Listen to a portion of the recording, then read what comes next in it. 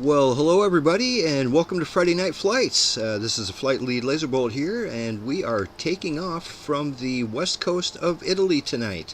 Happy 4th of July and Independence Day to you. Celebrate safely, but grab yourself a cocktail and come fly with us.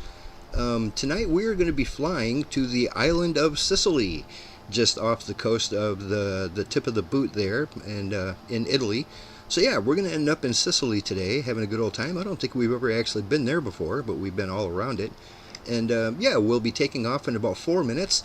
The whole gang is here, and I'm glad you all could join us on this Friday. So 4 minutes. And how's everybody doing tonight? Having trouble not dropping out. A lot of people are around here. We've already had a few people having their computer crash on them, so that's not good. I see Travis floating up into the sky. Yeah, hopefully he didn't just crash. Yeah, I just crashed again. Did you? turned on my EFB, and as soon as I put my EFB in, it crashed desktop. Oh no, this is very bizarre behavior. What it was doing to me and turning my computer off and back on actually worked for me, so thanks for suggesting that. Alright, maybe I'll try that then. I just rebooted my computer like 30 minutes ago. I don't know. I can try. I guess I'll be back in a few minutes. Well, Wingnut, didn't you just try that and it knocked you out again? Yeah, I just had to reboot. I just now getting back in. I rebooted everything. Okay, there you go. Hopefully that fixes it all. It's a fickle beast sometimes. No, it's locking up on me again. It's freezing up every time. Oh no. Well, I see you back there. Hopefully we can go 3 more minutes and take off out of here and blame it on the airport itself. I'd be surprised if it would be something at the airport, but you never know. It's complicated. Yeah, that was happening to me with that other group. We was at an airport and 3 of us crashed in a row. And happened to one guy like 4 times in a row. It happened to me twice. And now I just crashed again.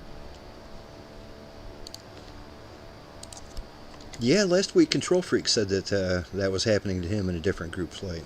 Hopefully that's not an ongoing issue with everybody.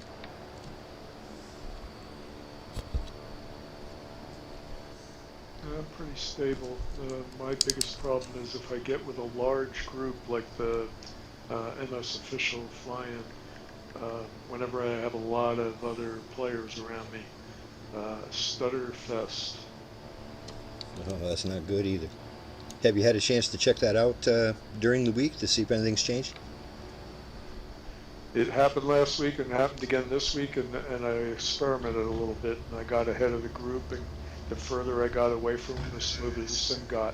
So if I got far enough away from them, the sim acted fine, and then if I let the group catch up, it's stutterfest again. So if I have a large group of other users, can't fly it. It's that bad. Oh, that's a shame. Hopefully this new update will address that somehow. But this is kind of a new issue. I haven't seen this before. No, me neither. It's new since I reinstalled. I had a really weird problem with the sim where the joystick was like partially became my menu, my UI interface.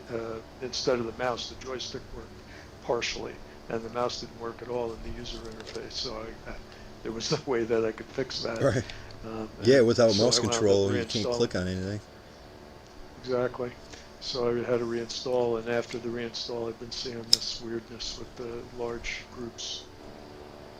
That's yeah, that's crazy. I just recently reinstalled it myself too, like within the last week or 2. I haven't had any issues.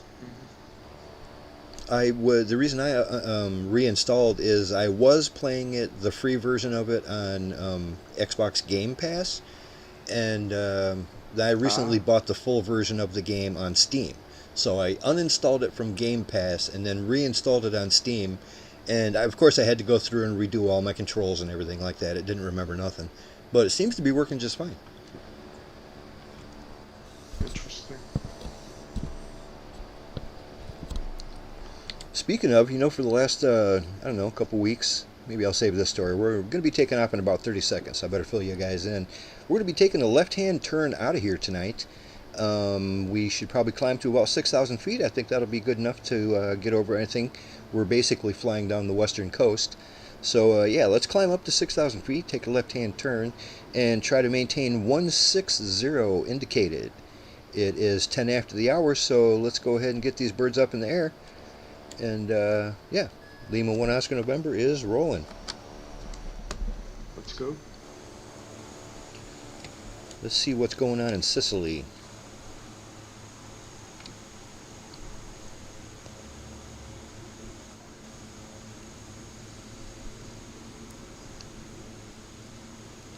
Yeah, Split Horse, I don't know if you're familiar with this bird, if you've flown it with us before, but last week was the first time we flew it, and I fell in love with it. This is a real nice airplane.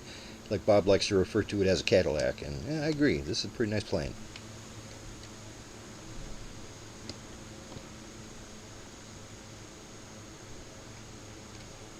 Was this the Cessna 408 Skycourier?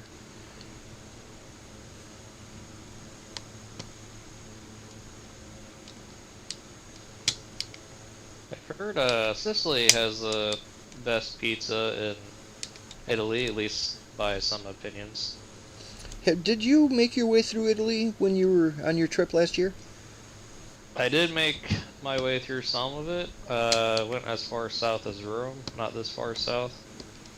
We're actually considering going to this far south, but we decided to drive back. It can be a little exhausting sometimes traveling that long. Well, right on.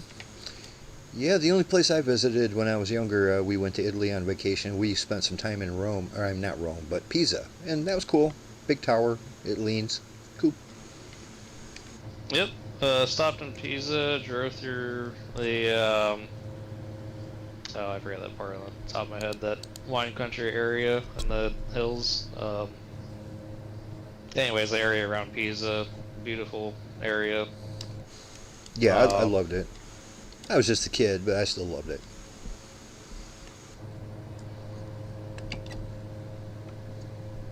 Well, this plane's got a lot of power, that's for sure.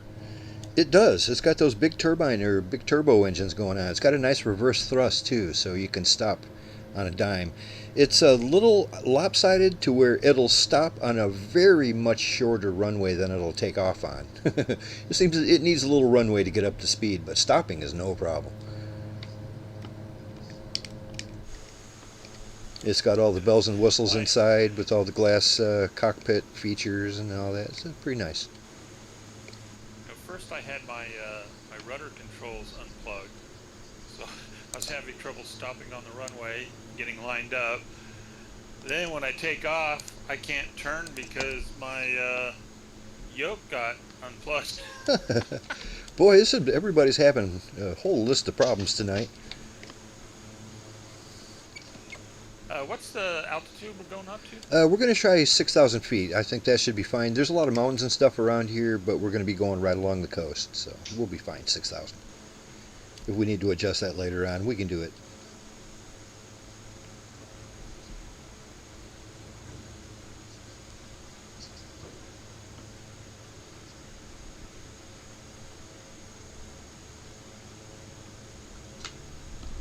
Alright, my plane doesn't mind going backwards, but it doesn't want to go forwards. At least it's going somewhere. Are you still on the ground going backwards?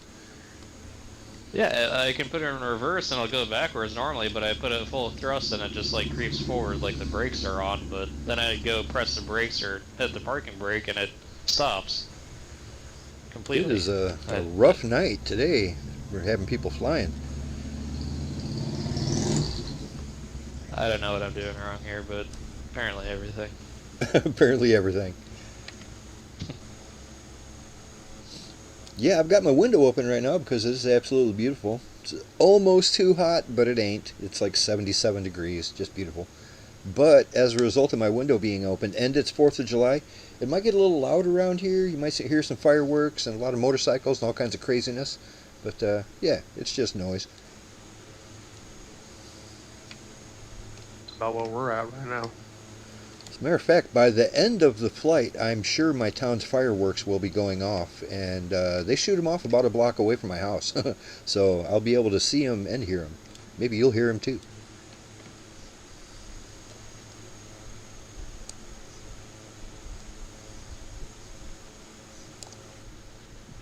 crashed again. Oh no, this is not a good sign. Have you flown much at all this week, Bob? And has that been a thing, or is it just tonight? I have. Yeah, I've been flying on it. It's just not cooperating with me right at this time. This is just the night. Just shuts off and goes right back to Windows. Huh, that is very bizarre. That's exactly what it was doing to me, and it's funny. It seems like once I get in the air, I don't have any problems while I'm flying. It's getting off the ground that I seem to have a lot of crashes. Huh. Well, I'm glad to report everything's going pretty smooth for me, but I wish it was going smooth for you guys too. I think me and Control Freak are the only ones that haven't had problems tonight.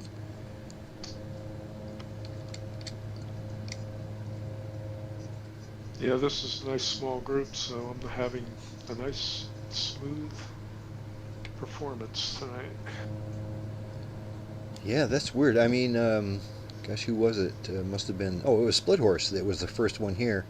And when it was just me and him, he was crashing out. That's not good. Alright, looks like slew mode fixed my brake issue.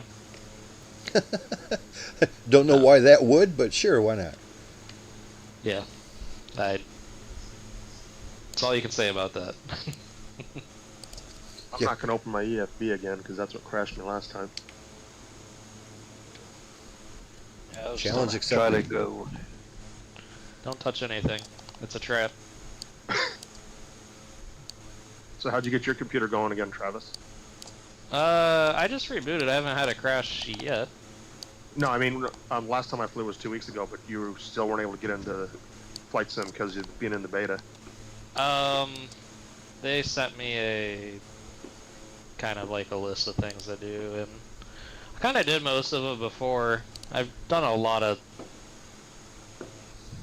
things, so I can't really pinpoint exactly what fixed it, but I uninstalled, cleaned, deleted files, and then they asked me to uninstall, opt out of the beta on the website, even though I was, so I opted in just to opt out again. And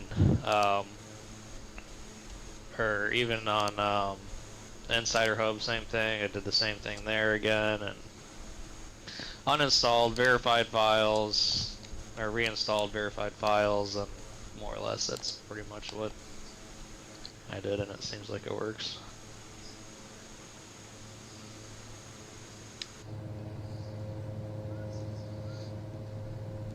Well, gentlemen, before we get to our first airport, we will stop and see two different POIs. Just up ahead, we have the Tropea Grotto del Pomererbo, something like that. And then after that, we have the Viadotto Sfalasa, something like that. Don't quote me on any of those. But we're going to check them both out. I couldn't imagine what they are, but they'll probably be neat. They're marked on the map. And then after that, we'll take a little nice little landing at the Reggio, Calabria. Yeah, all that sounds very Italian to me.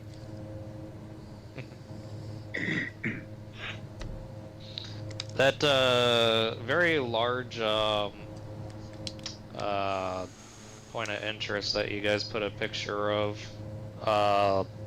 last week's flight, I've been there. Really? I It's went there on right my there. trip. That's in Rome, isn't it? Of course Yep. it was. And I forget off the top of my head what it's called. I didn't remember everything, but like all the names, everything and such. But yeah, apparently it's like fairly new. It's not, 1,000 years old. It's Not ancient, I think it's is it? only like a couple 100 years old or It something sure like is. that. It looks nice in the game. They did a great job with all them statues and stuff. They modeled everything great. Yeah. They had a museum inside, and it's kind of a cool little place to walk around. Very detailed.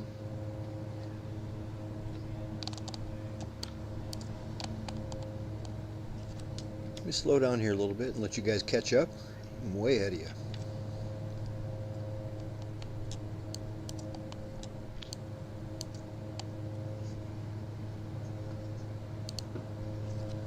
When we get to Lima India Charlie Romeo, we'll be landing on runway 11. So count on that. Runway 11 is 5,700 feet of asphalt, and it'll be at heading of 109 degrees. So count on that. Runway 11. Plenty big for these birds.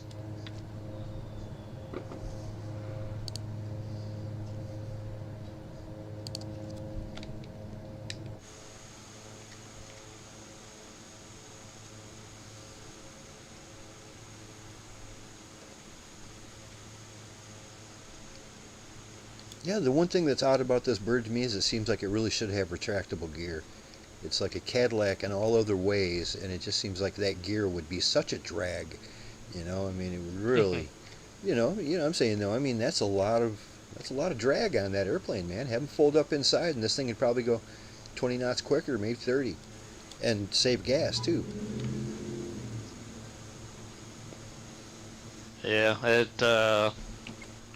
does produce a lot of drag, especially with this kind of performance and power. I mean, I'm topping out trying to catch up at 180 knots, and you could probably pull 200 knots if the wing was designed for it,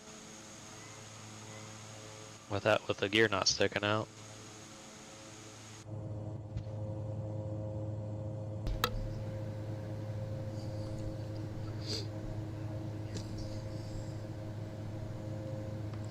Yeah, y'all remember for, I don't know, like the last couple weeks I've been saying I really need to get around to uninstalling Flight Sim 2020 because I could really use the space. I mean, it's got to be 150, 180 gigs. It's way up there. You know, I need to uninstall that because I just don't need it anymore and it's taking up too much space and I need it. So I went and uninstalled it and I couldn't believe my eyes. It was almost 500 gig. I thought it was close to 200. It was 500 gig. I couldn't believe it. So I'm glad I did that, man. Yeah, all those add-on like cities and world updates and stuff, they add up. Yeah, and that's just the default stuff. The only add-on aircraft I have that's not like default in the game is the Hercules. That's it. I keep my sim nice and clean. I don't like it cluttered up with a bunch of crap, a bunch of special scenery and a bunch of airports and a bunch of stuff that's not in the game, and just, you know, a lot of people like to do that and it's just fine. It reminds me of PR dude. He had everything installed. His sim was such a mess. But whatever, he just liked to grab everything he could find, especially anything free, and his sim was just cluttered up mess. I try to keep mine nice and clean. And I was amazed that it was 500 gigs when I deleted it all. It's like, holy mackerel. Yeah. I'm kind of surprised they didn't go with the route of, with these world updates and sim updates and stuff that, or area updates, I mean, that they didn't make that a default kind of opt-in, and just, if you want to manage it and turn it off, then you can go and turn it off. Yeah, but I mean, most of those, they make it so you have to say download it. It doesn't just download it automatically, at least for me. After I do the main required update, then I have to go into the, or I used to have to, probably not anymore, but I used to have to go into the like content manager and then say, okay, now download the European cities or whatever. It would never do it automatically. As a matter of fact, for a long time, I thought everything was installed, but it really wasn't. Well, now it's a little different. You still have to go in and you know, tell it that you want it, but it will stream the data to you if you're in that area, rather than download it to your computer. And that's why I'm saying it doesn't make a lot of sense, because sure, you can still have the option to deactivate it if you have like performance issues or some kind of other reason, but to have it enabled on when, you know, like all the other world updates and stuff from the past are automatically enabled on, it just doesn't kind of make any sense anymore, you know. Right, especially since it ain't saving you that much room. Well, you don't even download it. That's my point. Like, you're not, it's not changing any storage capacity or usage in your system. They're streaming everything now, even the airplane models, so you only download what you need when you need it. It sits in the cache until you need something else. Yeah. I do hear that all that's about to change, though. I just watched a video earlier today where they were talking about that, Oh. to where in the new update or some coming soon update, and the one they're testing right now, gives you the ability Right. to, right from the content manager, download onto your computer anything you want. And that guy also said it's like, he wanted to experiment with downloaded a bunch of shit, but it was going to be like 600 gig, and he didn't have close to that much of space, you know. But it looks like I do now. But I mean, that would be very handy though for me, especially like if I don't mind streaming it, but if I'm on the road and I'm taking an RV trip, I won't be able to do that. It's too much data. I'll be data capped at 50 gigs, and I need that for the whole month, you know. So there's 50 gigs that would probably be eaten up in like 1 or 2 flights. But it'll give you the ability to, well, we know we're going to be flying around in Eastern Europe. I can just download that whole part of the map and have that on my laptop, and I'll use that to fly around in, you know.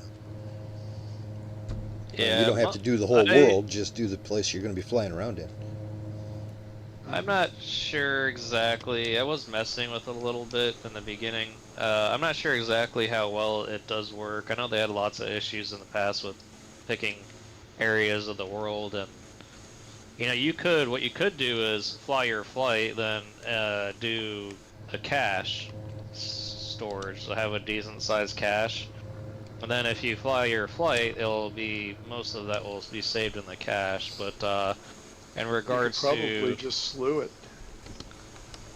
yeah, Somebody well, did. I don't if you did it slowly, but to let it load everything. But the benefit of some of this stuff is it could increase loading times for certain aspects. Like if you always fly the same plane all the time, there's no reason to stream it every time, or even like a group of planes, you can tell it that I want this, you know, downloaded on. And I did notice quite a decent performance increase when I was playing with it. Well, how about you too, go just down, like Laser? any airplane you fly, just download it to your computer. I mean, chances are you're not flying all Yeah. 62 airplanes. You know, I'm flying like maybe 8 airplanes. Every time I hop in one, put it on my computer permanently. That's, you know, problem solved. Where are you going, Laser? I am descending because we're going down to that POI. Right? Okay. I was going to say something, but we're in the middle of talking. Yeah, that POI was is going to decent. be the Tropea Grotto del Palmabramrara, something. Tropical something or other. Don't know my geography well enough to know. Is this what they call the... This would be like the French Riviera, or would it be like the Italian Mediterranean or whatever? What is this? What body of water is this? Well, we're in the Mediterranean, but I'm not sure other than the specifics of that. I don't know much about this specific area we're going to, I don't think. All right. Well, anyway, that POI we're heading to is right on the beach. I'm assuming it's just kind of like a big, nice resort of some kind.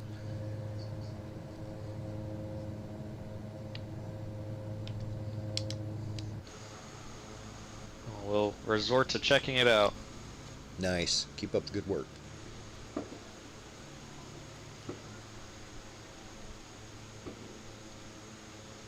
Anybody If I make keep it it to up, a you guys parade? might- Anybody make it to a parade today or anything? 4th of July? Nothing like that? No, The place I live, they always have parades, but you don't want to go. Jeez, too many people. the parking just sucks. Like I said, once again, I live in a And the small town. traffic. The parade here goes by about a block away from my house. I can see it from my window. I don't think there's many parades here in Florida today. It's been pretty rainy for the past few days, and definitely rainy today. I went to one in Florida. Oh, did you? Yep. The land, they had a little local parade, local Nice. businesses and stuff. They do Yeah, it very every year. nice. Did you stay dry? Was it early? Yeah, it didn't rain. It was actually kind of sunny. But you know how Nice. it is in Central Florida. It's clouds Yeah. up, the sun comes out, then you got a thunderstorm. Yeah, we had over here near Cocoa area. We had rain for most of the day. I mean, before noon it was not so bad, but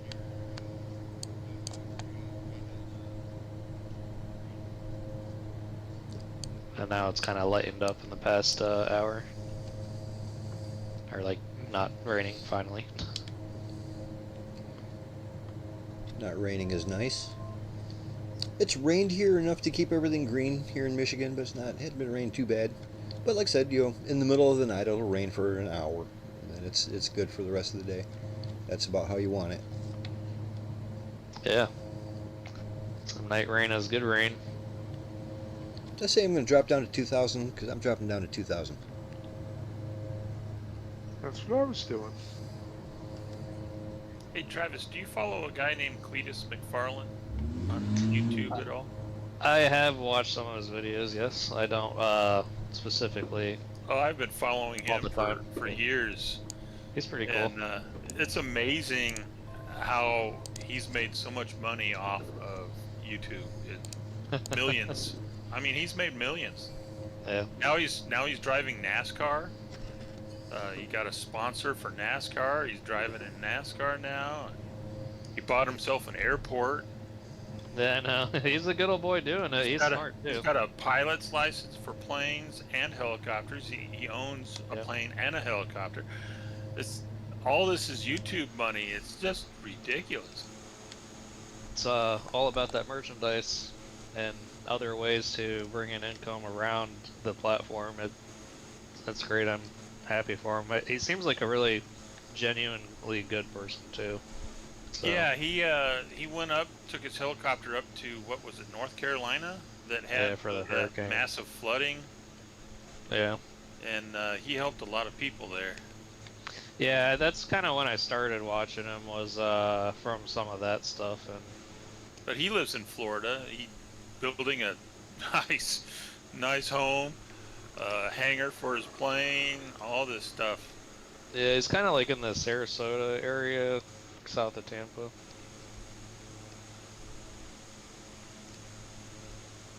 Roughly around there anyways. Yeah, no, seems like a good fellow.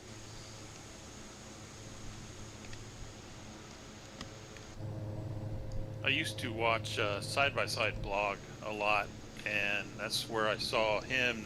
They went and did a collaboration together, and I started watching both of them, and it's just amazing. I'm going to take a try here. Tropea Grotta del Palombaro. Right on. That sounds better than what I said. That's a mouthful. I don't have a POI marker just yet. Don't know why. I have a marker and a title. Yeah, my marker is showing up like probably at least 10 miles away, if not more, and it's been up for quite a while. But Yeah, I don't have that title yet. Yeah, I got nothing. Yeah, the words popped Just showing up on Talk the map. turns off and on. One thing I noticed, Laser, about restarting or reinstalling the sim is it does wreak havoc on all those settings pretty badly. Yeah, I had to go through and redo every single last setting and control. Everything, top to bottom. Yep. My controls seem like they maybe saved. I actually can't completely verify that one, but Yeah, my they controls were were bad. My controls were so bad, I just went through and deleted everything. Every single control that there was, I erased it and then started fresh and just started adding what I needed, where I needed, because there were so many conflicts. Yeah. Yeah, all my sim did when I uninstalled and reinstalled was it reset the profiles to the default ones, but my profiles were still there, and all I had to do was reassign them, and I was back in business. Yeah, it forgot my achievements and everything. My flight plan, stuff all all my got log, reset. everything was Yep. gone. It still remembered same here. anything that I bought, like the C-130 and all that kind of stuff. That was all there, like no problem. Well, that's good. And you logged into your your Windows whatever. Yeah, the same related, account. The same Microsoft account I was account? right. Yeah. The same account that I was using on the Xbox GamePass. I was flying it on my computer, but I still did the it a Game little. Pass. I did it a little differently than I usually do. I usually use the Microsoft Store to uninstall, but this time I used the Xbox app, and I'm thinking that might have had something to do with the different result that I got. Well, right on. I did have Speaking of slightly which, a little to bit of my- problem. I had a little bit of problem deleting 2020 from Steam. Just using the Steam uninstall feature, you know, you right click on it and go to manage it, blah, blah, blah, and one of them is uninstall. I said uninstall, and it goes, okay, boop, and instantaneously it said done. I'm like, I know it ain't done, especially since it only cleared up Yeah, like there's no 1 way. gigabyte. Yeah, I had to go and I had to reinstall it and then go to the Windows uninstaller, the add remove programs, and then it deleted everything. But before I Probably installed just it again, deleted it the didn't. client. Yeah, I think the client's like, I remember the client used to be like just under 2 gigs. So I probably just deleted the client. That's pretty rude. Well, I'm not sure what we're supposed to be looking at here. I don't have a marker, so what are we looking at? Oh, you don't have a marker, huh? No, I don't Yeah, know. there's a Everything looks the marker, same. There's like a hill. Okay, There's I a got a little hill. hill on, and then there's something on top of that little island thing right off the coast. There's a boat in the harbor called The Song Is You. I got that.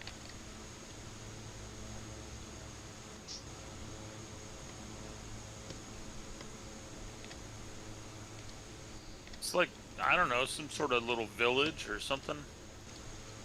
Well, it's a nice looking area. Looks like a great place to take a little trip.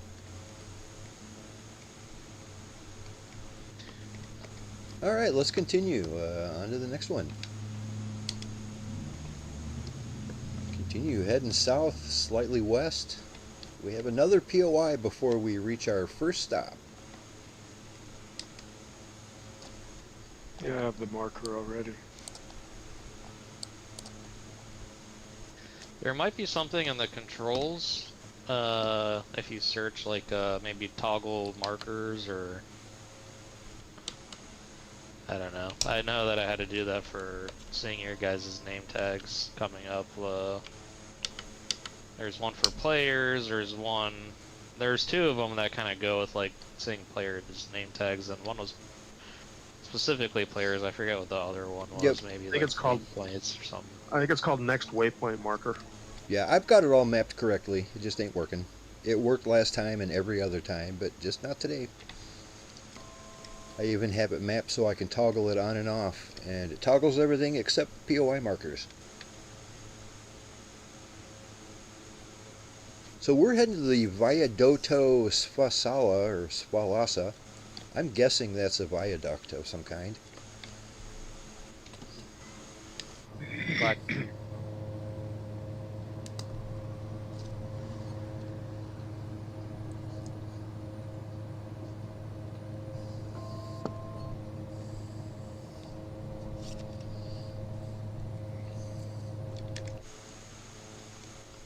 Well, I'm back in the air, but I don't see you guys anywhere. I do see Travis behind me. Okay, I got Travis. I've got Split Horse. I've got Longhorn and Control Freak ahead.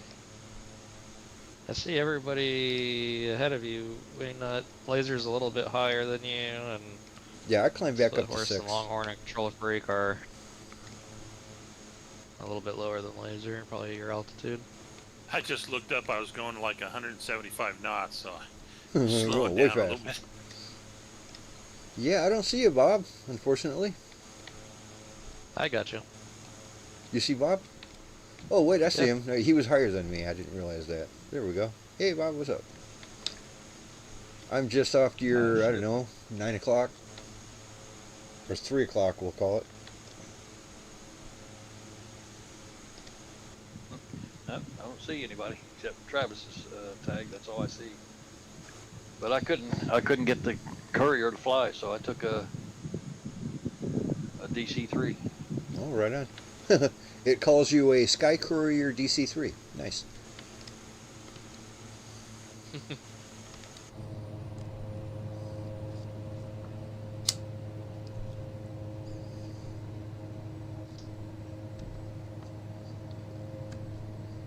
Tell you what, those ribs I cooked earlier were some of the best I ever made. They were fantastic. I got to remember that sauce I put on there. It was a combination of a couple different kinds. It's like I had some kind of, I don't know, honey something barbecue sauce that was really good. I put on them towards the end, just to let it bake in on the outside. But I like stuff spicy, so I wanted to spice it up a little bit. So I have this black truffle hot sauce. It's just delicious if you like truffles. Truffles? Dang. It's pretty expensive hot sauce, but I mixed it in there, and it's ultra hot. It's like flaming hot, man. I love it. And just made the perfect combination on those ribs. It's just terrific. I got to remember that. Sounds good. I like a little bit of spice with a lot of things. Me too. I like it spicy. I love it. It doesn't matter how spicy it is. I love it, but it better taste good. I'm not one of these guys. Like, people are like, oh, the bomb, that's the spiciest thing ever. Yeah, but it tastes like gasoline. It's absolutely terrible. That's the worst tasting. It is the worst tasting crap I've ever had. It's just awful. I mean, if it doesn't taste good, what's the point? I mean, but if it tastes good, match, you don't want to explode. Yeah, I mean, if it tastes good, I don't care how hot it is. Go ahead and make it as hot as it melts my face off. I love it, but it better taste good. And this stuff tastes really good. That hot truffles is really good. Once I start going past the hot category, I start not really enjoying it as much anymore. So I generally try to stay between medium and hot. And I love the different, flavors of good sauces, of course. I mean, I'll probably try anything, especially if somebody's trying it with me, but right. Yeah, I don't want to drink gasoline hot sauce. I'm the same way. Longhorn, you want to go onto this bridge? Yeah, I'm looking at it. Oh yeah, let's go under that bridge. There's plenty of room, it looks like. As long as it's not an invisible wall again. Is that Drop me out of the sky. Is that the We'll find out the viaduct hard that they're way. talking about? The viaducto something? Is that the POI? The bridge itself? I think it is.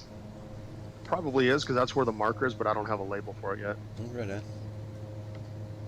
Yeah, it looks like it is. I can see it from back here behind you guys. Right on. I'm all in and under when we get there. Let's go.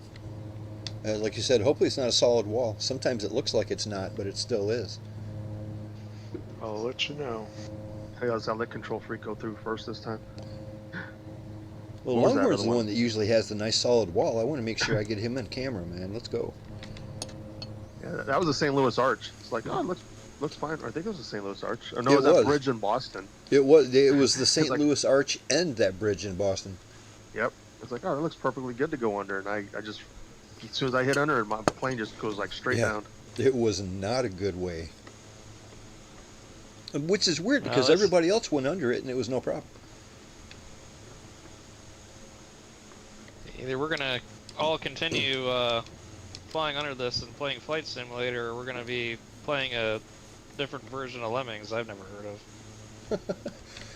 All right, you guys want to hear something funny? Somehow, and it wasn't like this before, but somehow my POI marker is now mapped to my trim button.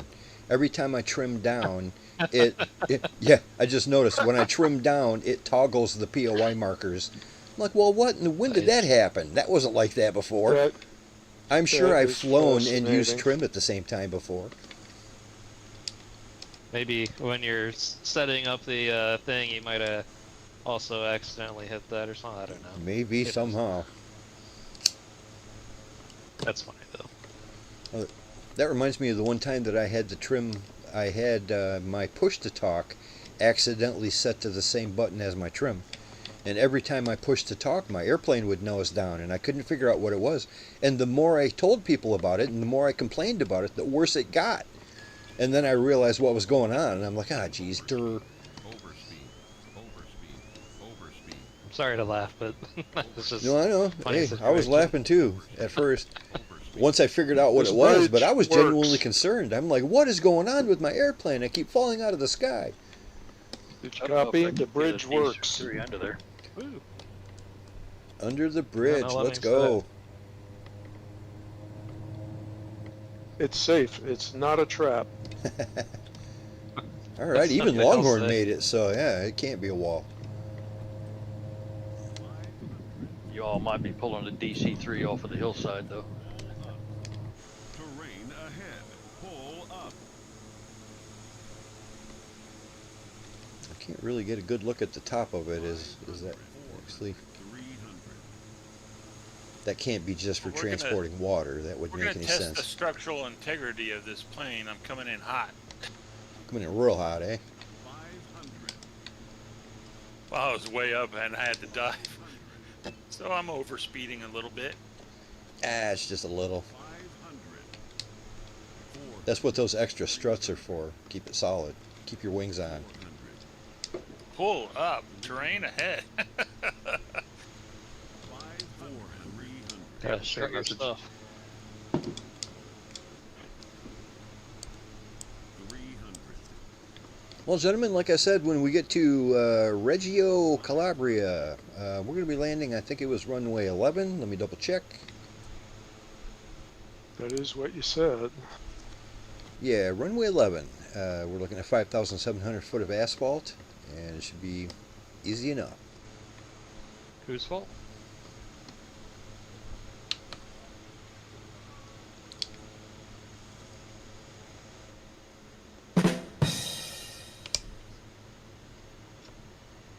Thanks. Now we have sound effects. I think that one needed the crickets. No, that worked. Don't be mean. I can be mean to myself.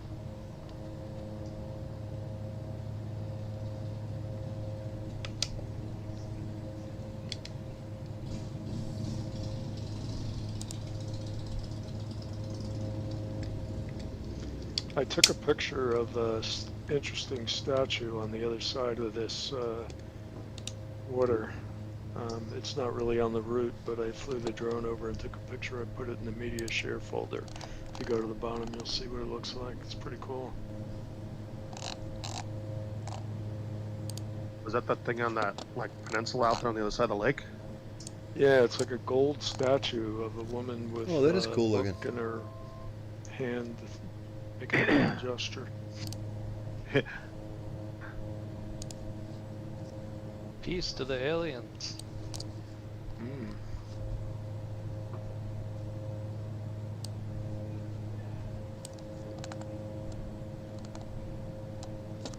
Wow, that is a rare picture where everything looks good. Usually stuff on the coast looks kind of weird, like the boats are underwater and all that.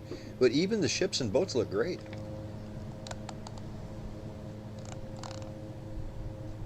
Yeah, that's probably very cool. custom. That was back at that first POI, huh?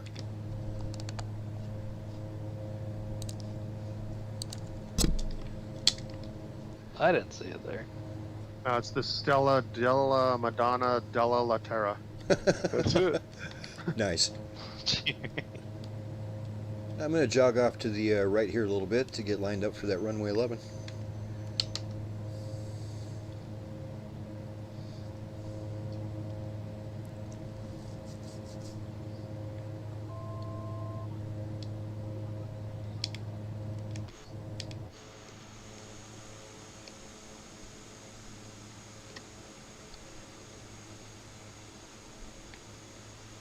Oh yeah, that runway looks like it'll be no problem at all.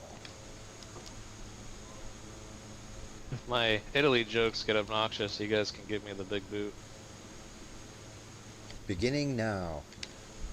Boo.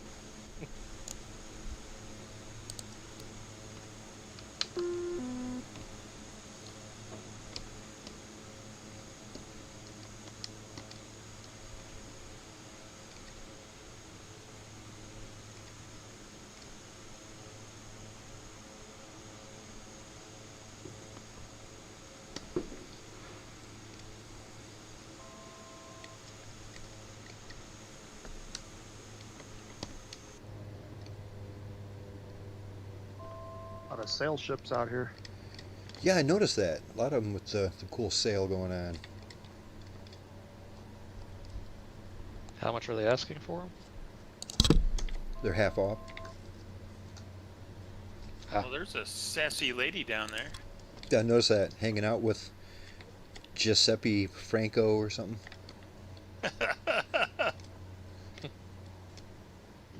You know, guys, I exited out to the settings and switched from East USA server, switched over to East and then back to West again, and now I can see everyone. Oh, that might be a handy tip in case that happens again sometime. Yeah, that's why I wanted to bring it up. It brought everyone Yeah. back into my picture. Oh, That good beans. happens to work every now and then. Yeah, I remember that was a big fix for the 2020 sim.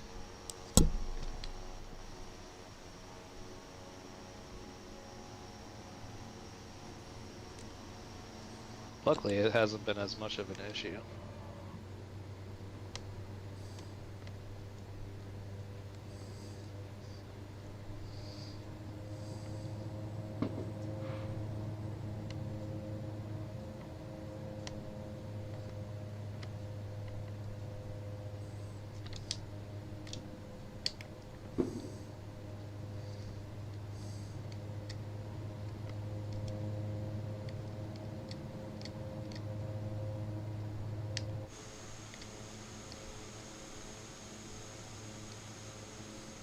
I swung out a little bit too far to the right, it appears. I was getting ready to land on the wrong runway. There's actually 4 of them here. Alrighty, back on track, runway 11.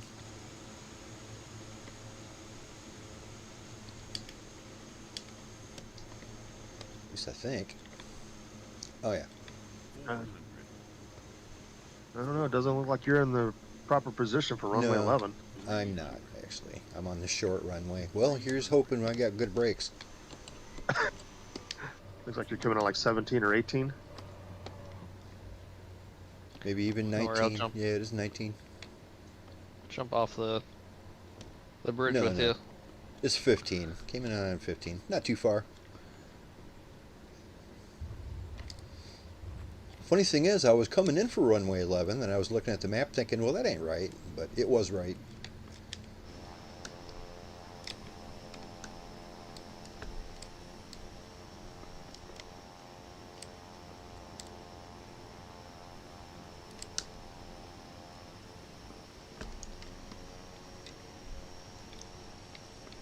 Well, I might as well go ahead and meet you guys down there on runway 11. We'll take off from there.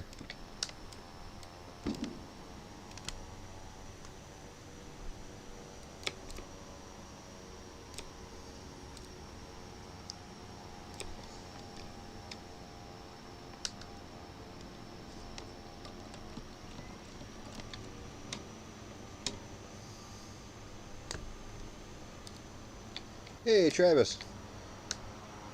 Hello. You landed on the wrong runway, haha. Yeah, I was following you. Didn't he say he wanted to be a lemming?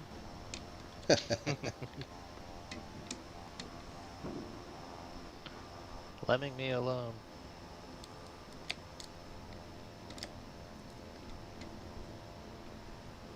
Boy, this does not want to turn.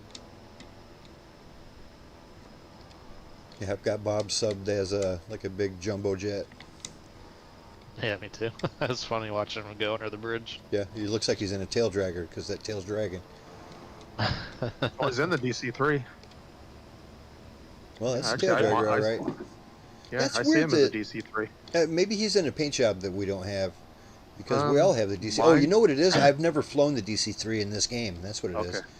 I think we Yeah, I've figured got him that in the out World last week. Traveler. Yeah, I got him in the Yep, World that's Traveler what I mean. Airlines. I mean, all I need to do is load it in once and then exit out, and I'd see him properly. Is that how they're doing that? That is. We noticed that a few weeks ago back when we were trying to do like that unusual electric copter thing. Nobody could see me properly. And then as everybody loaded in that, they could see each other. So if you've never flown it, you'll get a weird sub. Which is an odd way to do it also, I guess. Yeah. When I did this before, when I was in the beta, but when it officially releases, I'm going to just download all the airplanes that I have available to me. I have the space, and I think it was around 200 something gigs or whatever, but I don't care. You just downloaded all the airplanes, you say? Yeah. Well, that's weird. You should see them properly then. Well, when I was in the beta, Oh, I see. so that's all cleared out now. I guess the thing is just go and pick every single airplane you got access to, make a quick flight, and then don't fly it again if you don't want to. I have a feeling it'll drop them off over time, but Now that I'm back in, I could switch back over to the courier, I guess, real quick. See if it works. Hey, as long as it's working, I wouldn't mess with it. It seems like things are being pretty finicky tonight. This ground is rough out here. I just went airborne. Yeah, it's full of potholes in it. And it's really good at making that rough ground. Alright guys, we're going to be taking off in 1 minute here, so count on 1 minute. I think we can go back up 6,000 feet. That should work just fine.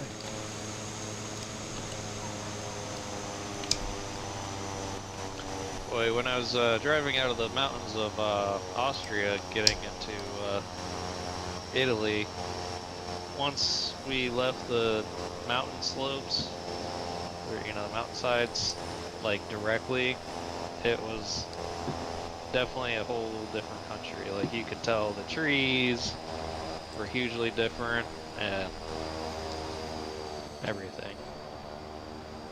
Just a big change in scenery, huh? You wouldn't think it would be that drastic of a change, would you? I wasn't expecting it to be that quick, but yeah, it was like somebody snapped their fingers almost. Guys, let's go ahead and spool these birds up and get out of here. Like I said, 6,000 feet should do the trick. I also noticed our buddy Captain Hopper wishes us a happy 4th of July. Well, you too, buddy. Happy 4th. Happy Independence Day. Should have been flying around the United States in case you get to see any fireworks going off. You know what? I kind of Googled it to see if there was built-in fireworks in the game. The consensus seemed to be no. But, I don't know. A lot of the other ones had them on special occasions. Well, it used to in 2020. They would do it for New Year's and the 4th of July. Mm-hmm. So I was wondering if they were going to do that again tonight. And it used to be like right on the hour, like at 8, 9, and 10 they would do it. Yeah, I remember it being 9, but maybe they added more. Of course, I guess the sim hasn't been around long enough to make it through too many holidays.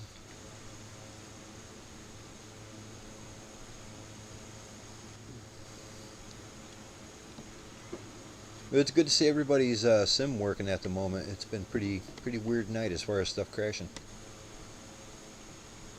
I'm surprised I'm even flying. Hey, yeah, I'm surprised you can even join us. That's the one positive thing. Once again, a little weird, but it's weird on the good side this time. Yeah, I'm not complaining. So I haven't touched the EFB again because that's what did it last time. Everything was perfectly fine. As soon as I brought the EFB up, it just immediately crashed. Yeah, that's what was happening to me. I'm leery of it now. Here's a Yeah, question. that's why I'm not touching it. Are both of you guys in VR? Yes, I am. I'm not. Oh, okay. No. I figured Longhorn was. I wasn't sure about Split Horse. Well, and I just used it 2 days ago. It was the last time I flew, and it had no problem with it. Yeah, it was nothing. So It's weird because there something wasn't weird even an going on. update, and all of a sudden weird stuff's going on for sure. I think what I was planning on doing is when we land at our final destination, I'll go ahead and activate the EFB and see if it kicks me out again. When I it's don't want to nice do it to in the see. middle of the flight. It is weird that it kicked me out too. I wasn't messing with the EFB at all. I thought it was maybe more because you guys were having that issue and I wasn't. And maybe it had something to do with the scenery or something, or just the area that we were in. Yeah, that would be weird, but I wouldn't put it past it.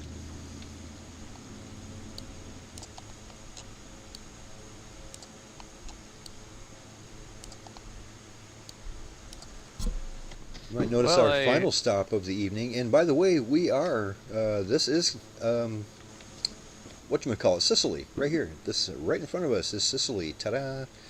But you might notice just off our left wingtip, our final destination is just over there. We're going to take a little lap around the island and end up there, but we're actually pretty close to our final stop right now.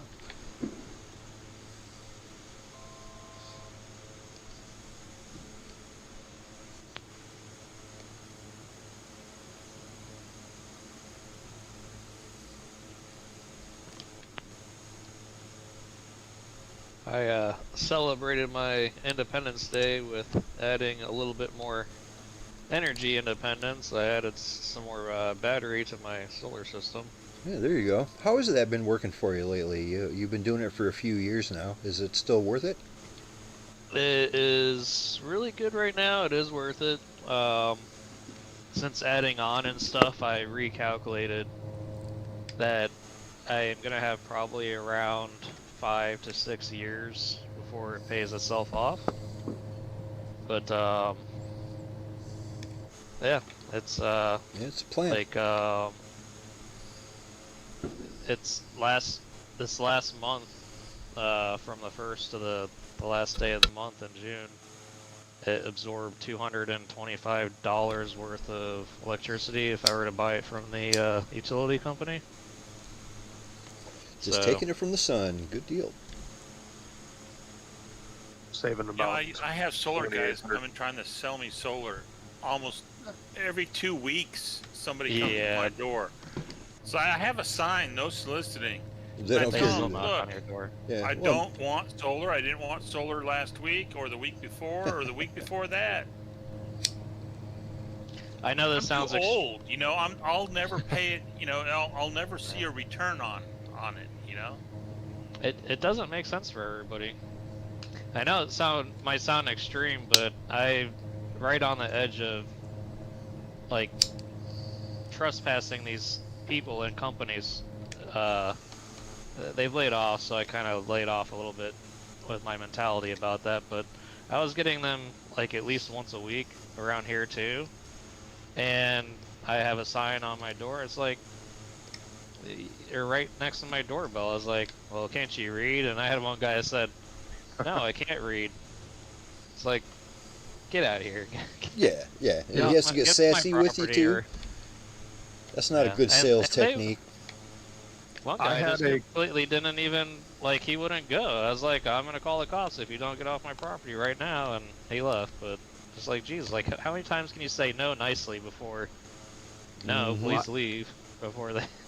I had a Kirby vacuum guy come to my door one time, and I've got his no soliciting sign next to the doorbell.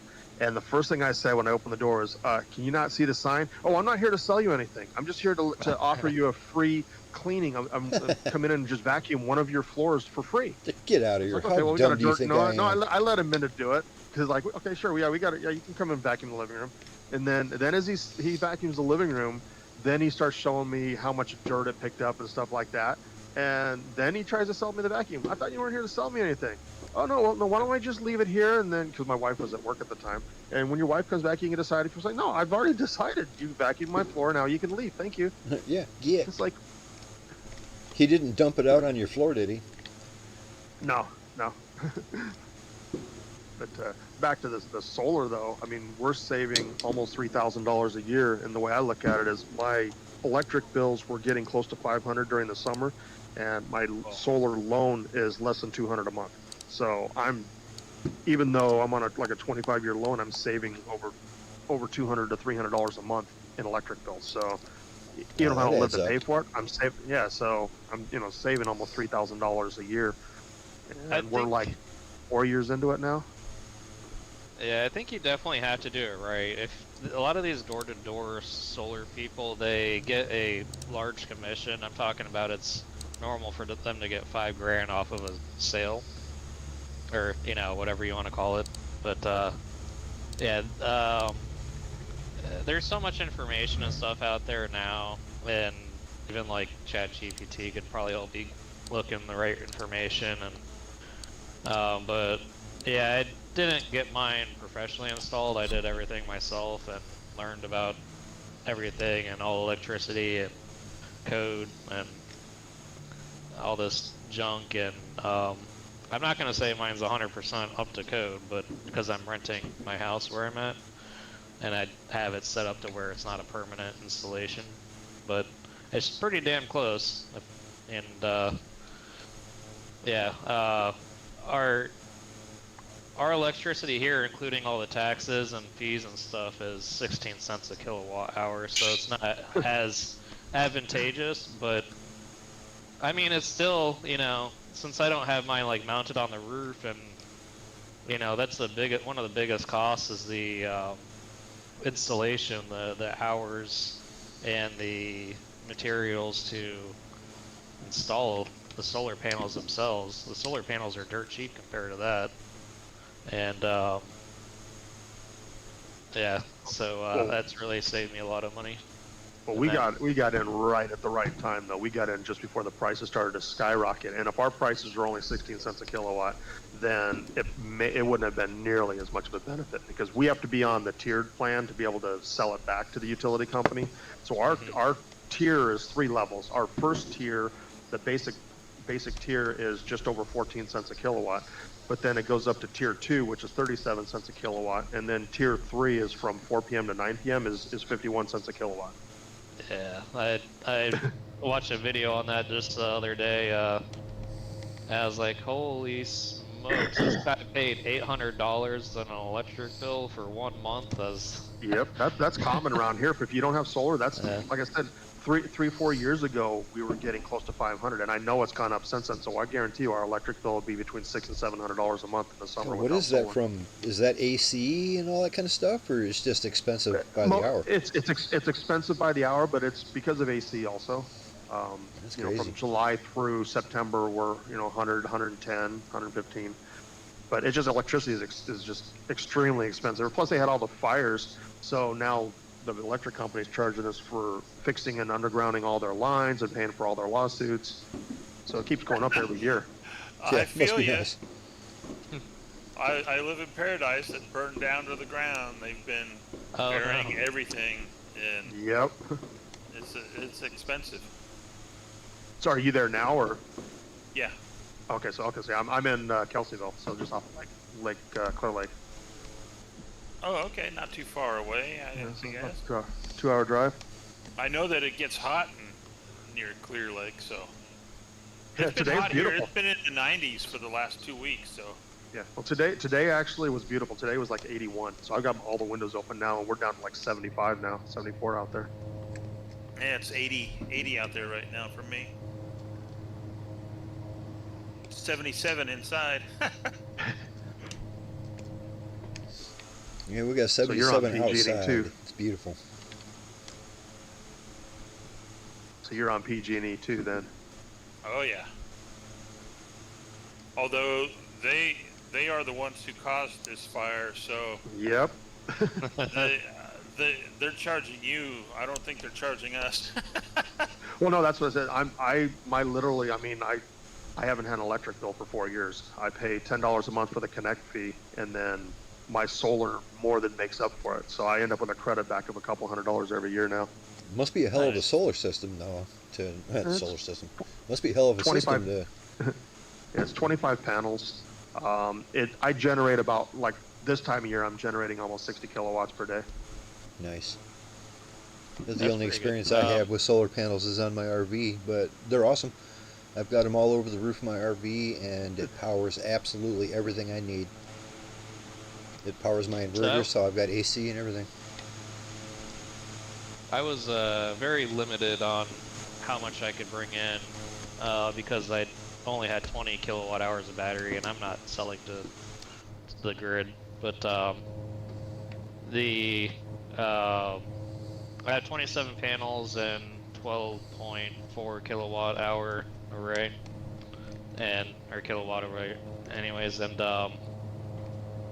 so I'm making 2 sets of batteries, so I'm going from a 20 kilowatt hour storage to 52. That's huge. I mean, my battery Yeah. storage is only like just over 13 kilowatts. It's a Tesla, like a 13.2 or 13.7 kilowatt battery. It will run my house for about 21 hours if I start shutting things down. We actually had to a couple days ago. We lost power for some unknown reason, and it's funny because the way my system is set up, I draw off the battery during peak time, and then I sell the electricity that my solar is generating back onto the grid at peak time. So it offsets it. That's why I don't get a solar electric bill. But the power went off. The power went off about 8 o'clock at night, about 4 nights ago. Well, my battery was down to 20% because it was using the battery all day, or from like 3 o'clock on. So we lose power, and then I start getting these alerts. Start conserving electricity. Your battery is at 20%. It will run out in like 4 hours. And then meanwhile, the power company sent me a text saying, we expect to have power back on your area by 2 o'clock in the morning. It's like, oh, shoot, we're going to run out of power about 2 hours before you have the power turned on. But fortunately, they had the power turned on after about 2 hours, so we didn't end up losing power. That's probably the biggest thing, I guess, to sum up some of this stuff is a lot of people don't realize when they're signing up, especially as door-to-door salesmen, is that if you don't have a battery backup of any sort, even a minimal one, like kind of what you have Longhorn, when the power goes out, you're done. Like, just because you have panels that could be producing power, you're done. You know, the grid goes out. It's not producing enough, nothing. not even close. Well, the reason they do that is problem. because, they have to disconnect you from the grid when the power goes out. So if you don't have a battery storage, then you're done. You won't. My daughter has a house probably half the size of mine, but she has 20 panels. But when she doesn't have a battery, when her power goes out, that's it. She's dead. I can draw off the battery. Now, when PG&E, our electric company, announces ahead of time that they may have shutoffs, or if there's like big storms forecast for the area, then my battery goes into maintenance, or not maintenance mode, but it goes into like storm watch mode. So it charges the battery up to 100%, and it won't draw from the battery until the storm has passed, just in case we lose electricity. So we have a full battery to draw from.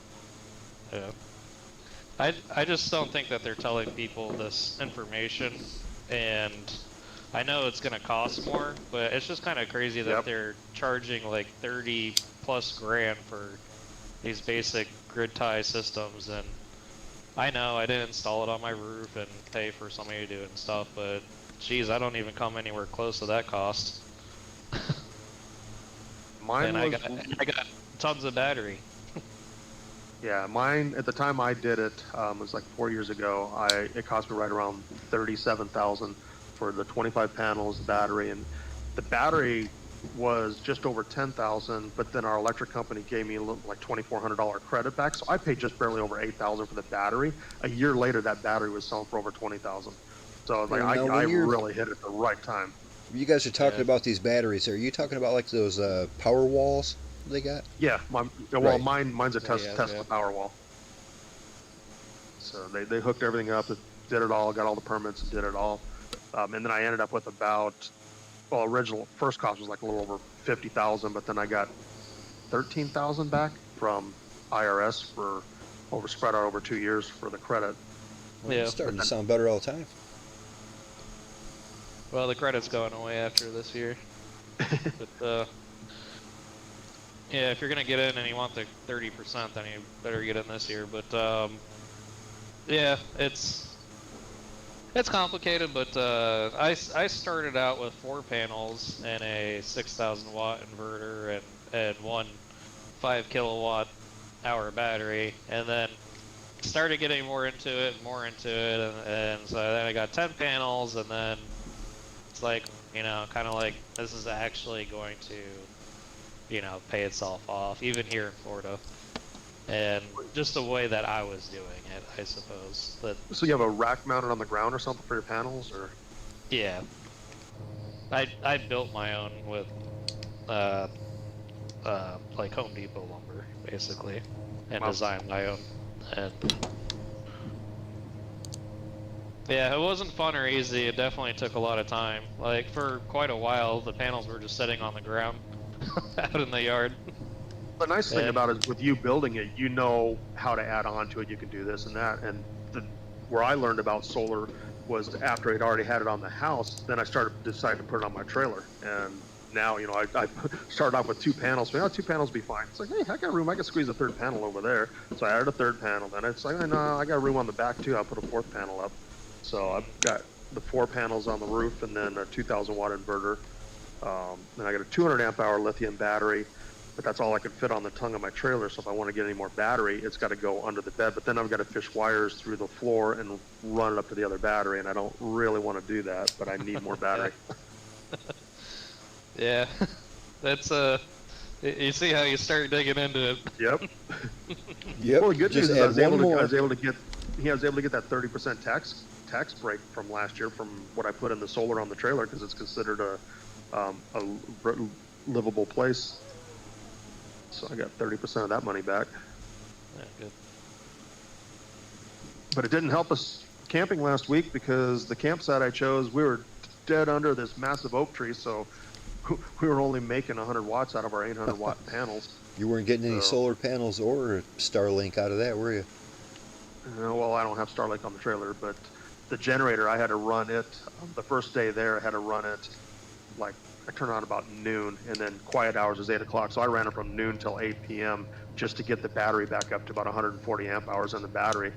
Because my refrigerator is a 12-volt refrigerator, but I had the fans, the ceiling fans inside there running all day because it was like 95 degrees. Right. So it's like, so them things ran 24 hours. So I was like, okay, now we need more battery because we were using about 130 amp hours per day. So my battery's at 200. So it's like, we get a 600 amp hour battery on there, and then we could at least go 3 days with if we don't see the sun. Right. What I usually do when I'm RVing is I bring my, I got this big power block, power station kind of thing, portable. I can charge it up at home or I can charge it with my solar panels. And I bring that with me camping. And it'll run everything I need it to run, my laptop, my TV, coffee pot, even my microwave if I want it to. It'll run all that for about 8 hours. It'll get me through the night. And then the next day it charges all day long. That's all you need.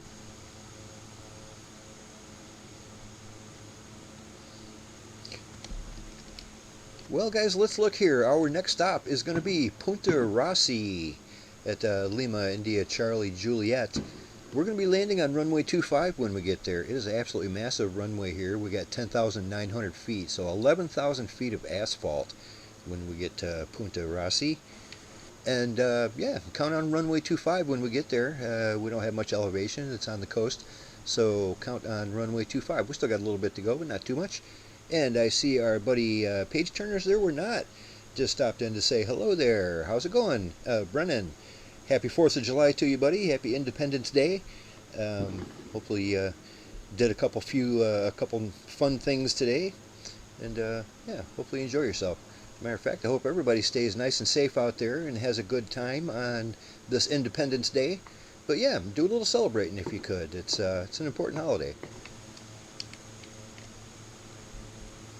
It's a nice thing about living on such a big lake. There's communities all around the lake. So our fireworks started last night. Right. And then tonight the big ones are going to be going off. But we got a mountain in the way, so we won't be able to see those. But then tomorrow night on the other side of the lake that we can see from the front of our house, they're going to go off tomorrow. So we'll just go out front and watch them from the There you house go. over the lake. That's a little bit The like what one- goes on around here. Like if I go to the community just to the north of us, they're going to be shooting them off tomorrow night. And the community just to the south of us shot them off yesterday. We're doing ours here. Our fireworks are probably going to start in about a half hour. You might hear them. I'm only about a block away from where they're going off, so you might start hearing them here pretty soon.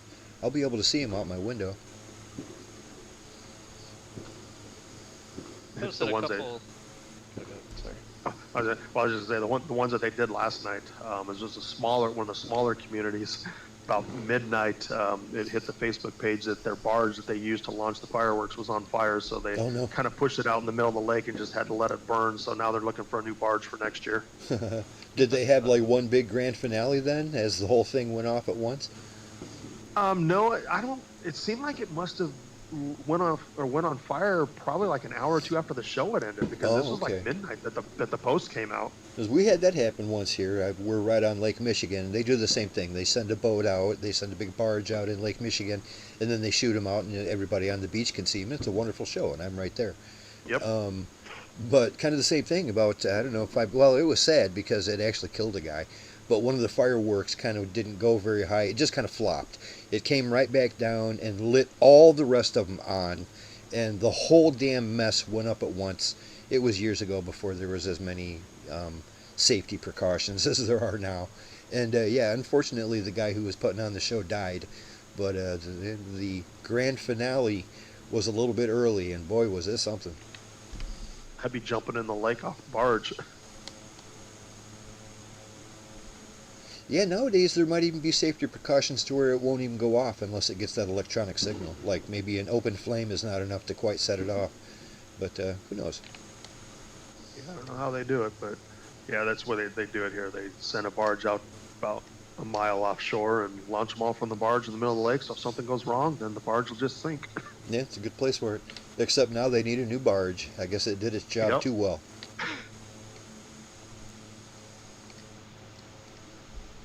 Alrighty, our first stop in the big island of Sicily is coming right up here. When we get there, this is going to be our penultimate stop for the evening, our second stop. We're going to take a 10-minute break. When we do, it's a good time to refresh your cocktail or maybe grab another brat or one of those ribs that are on the grill. And yeah, we'll take a little bit of a break when we get there. Put a couple pictures in there. Sorry that they don't have the preview. My phone doesn't, I don't know why. I think it converts it down and then does that. But first one is just kind of the other day, maybe a day or two ago, without the bus bars going across the terminals. But You mind if I show these on the stream? yeah, sure. That was in progress of the internal, so it's a 48 volt, or technically 51 volt battery, so 16 in series. That's some And, clean work there. Yeah, it's kind of a do-it-yourself kit. Everything comes included, except you need the wires to wherever you're bringing the power to. And the batteries I bought separately, and those they're regarded as really good quality. They're EVE 314 amp hour batteries, lithium iron phosphate. So the second picture is, so I'm building 2 of those, but I can't finish the second one right now because the 2 cells in there looks like they fell out of the FedEx truck, and thank goodness they're lithium iron phosphate, because if they were just regular lithium Right. like cobalt, they'd probably catch on fire. You might not want to use those though. No, I'm not. They're sending some more, so I haven't looked at the tracking. They're probably going to come next week. But they just sent them out today, if they really actually did. Yeah, those Oh, nice lithium one. iron phosphate batteries are great though. I love them. They charge super fast and have a good bang. That's what's in Yeah. my power bank, and I love it. I mean, seriously, like I said, it'll run my RV all night, and it only takes like, I don't know, 40 minutes. It takes under an hour to charge the whole thing. If I plug it into my wall and my house, I plug it into a socket, it charges like immediately. Let me see if I have a picture of my solar panels, but I see your house there, nice.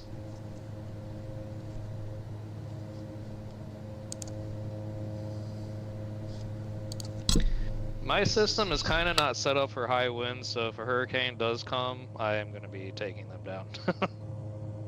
But they should be good for like tropical storm winds, maybe a category 1 at the most. I don't know if I would entirely trust it, but...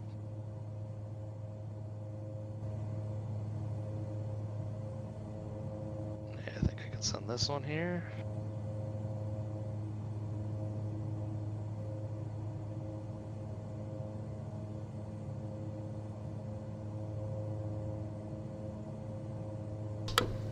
Yeah, it looks like you can fit a whole bunch more of them solar panels up there, Longhorn.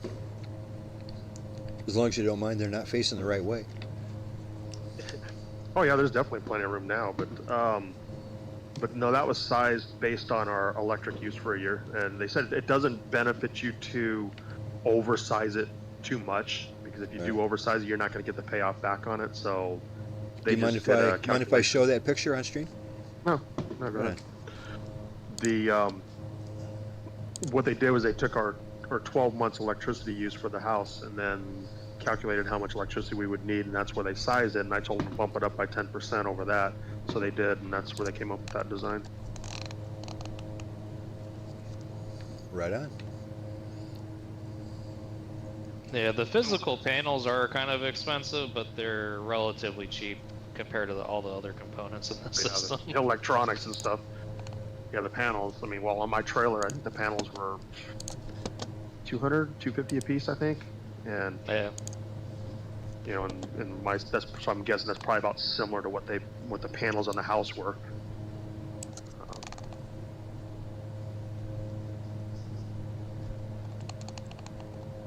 Oh, I don't know why it's not letting me send that. It's saying the file's too big, but the other ones were too big and it converted it down.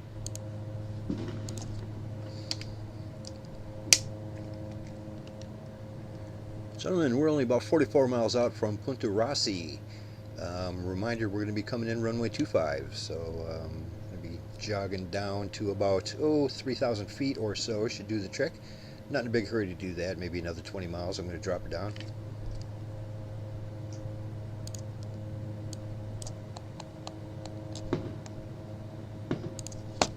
It's pretty much straight in. We might need to go a little bit to the right, but not too much. Just a few degrees.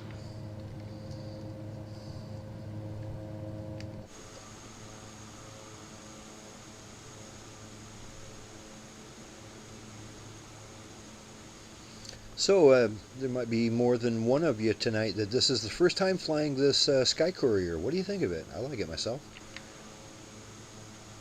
I like it. I like it. I like the autopilot. It seems to doesn't really matter where the line is. I hit It'll find it. autopilot and it'll turn to it. Yeah, it's got all the basics, and it's simple too. I was remarking last week how one of the things I like most about it is everything's right there in front of you. It doesn't have a complicated overhead panel. There's nothing up there. It doesn't have, like half of your functions are to the right of your armrest, and you got to look for them. And nope, everything's right there in front of you. It's a nice plane. I mean, it's Yeah, got it's a everything. Cadillac, like Bob It said. flies easily. I mean, Mhm. it's a piece of cake to fly It it. lands well. It takes off well. Yep. Yeah, this is great. Doesn't seem to have any bugs in it. I don't know if you've looked in the cabin too, but it can hold a hell of a lot of people. I mean, you can really take a big, you can carry a whole basketball team. I haven't gotten out of my seat and walked back there yet. Of course, I did Right, notice triple there's my no cord. bathroom. Really? Yeah, it seems Wow. like there'd be a bathroom. I mean, there's a bathroom in much smaller airplanes than this. Hell, the Goose has a bathroom in it. Yeah, I chose the empty cargo version. My DC-3 has a bathroom. It probably has one in the cockpit. Nah, unfortunately, it's all the way at the tail of the plane. Ooh. Yeah, I definitely want to put together a DC-3 flight. I love that bird too. That's a very nice one. I sure would like to wait until Coast gets back up in the air with us. If he gets his system up and running, because I know that's his favorite airplane. I wouldn't want to do it without him. But that's an airplane I'm looking He forward to still doesn't flying. have it running? He still doesn't have it up and running. Yeah, I don't know. Well, he's got a lot of stuff going on right now, and the computer's one of them. Yeah, that's true. I tried to tell him that it wasn't Windows, it wasn't any software, because he couldn't get past boot. So Right. Well, it sounds like he got it was figured out. purely hardware. It does sound like he figured out what it was, but he hasn't been able to fix it. What it's going to require, he's going to have to find a way to update the firmware on his M.2 drive, and then he has to he has to do a BIOS update on his motherboard. And it's kind of hard to do either one of those things without the other one. So he needs to do them both. I don't know. It's a pretty big mess, and it's not going to be fun. Hopefully he gets that fixed.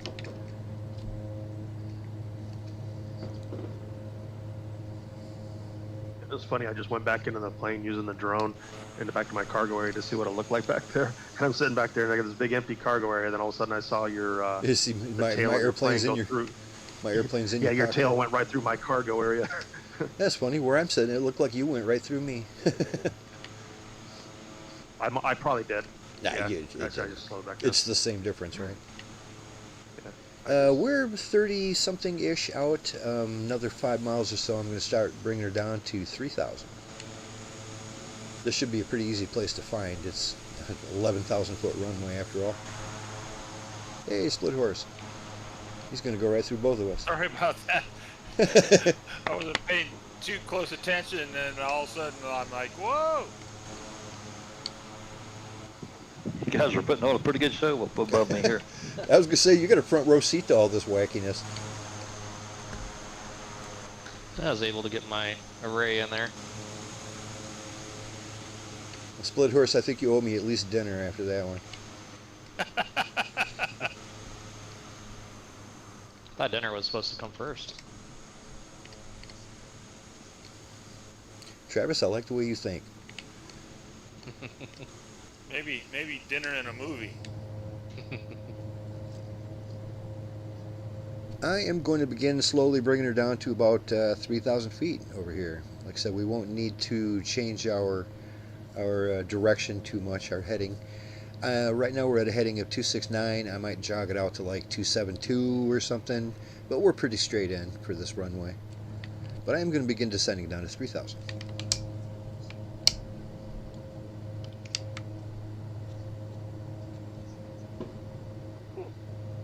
Well, I've been flying the entire trip since that last airport with my flaps. Oh, that whole leg, huh? Yeah.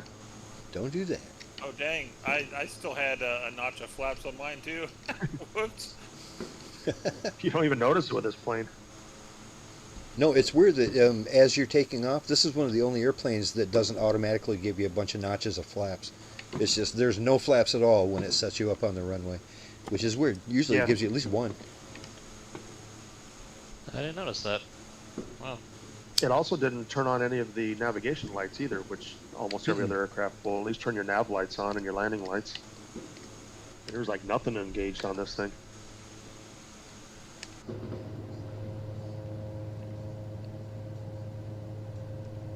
Well, I'm looking over where this runway is going to be when we get there. It looks pretty mountainous, doesn't it? Well, I don't know how low you want to go, but right now, unless you go around this little piece of land that's sticking out here, because we got to go over it, and right on the other side of it is where the airport is. I think I'm going to stick to at least 5,000. We'll see. That'll be good enough, probably.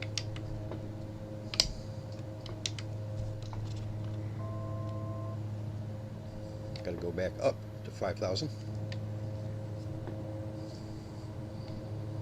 We are going to need to jog to the right a little bit anyway, so I'm going to go ahead and do that right now, but I'm not going to go very far. Just clear that piece of land over there. You'll be Right. fine. Probably at 3,000.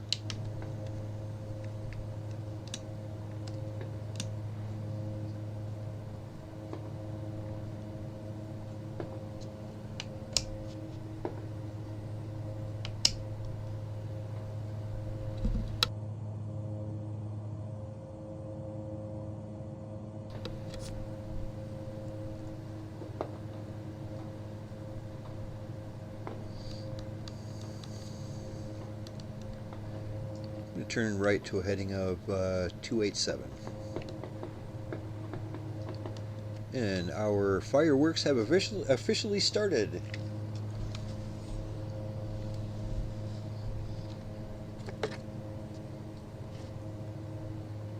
Was it 9:30 or 10:30 there? 10:30. Wow, that's late. Well, you know, the course. farther north you are, the longer the days Yeah. are in the summer, you know? Yeah, that's true. I mean, we're north, but not as far north as Michigan, so. Right. I remember when I was putting this flight plan together on the map, now that I'm looking at these cliffs up ahead, when I zoomed in really close on the map, it looked like these cliffs were amazing looking. So let's see when we get there. But that was just looking at it on the map, you know. It might not actually look like that, but they look like they were pretty impressive. And it looks like pretty sheer cliffs and very tall. Just gonna just clear this cliff here on that's sticking out. Get a close view of it. Yeah, I think 287 degrees is going to keep me just to the right of it.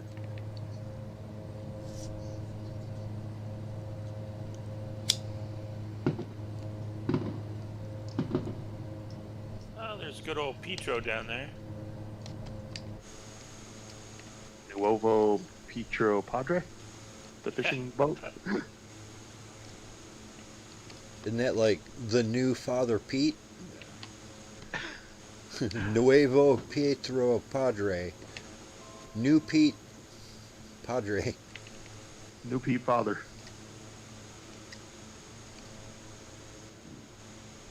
So he probably, his name is Petro, and he just had a baby boy or girl, and so Pete's a new father, I guess you would pronounce that. He named his fishing boat after him being a new father.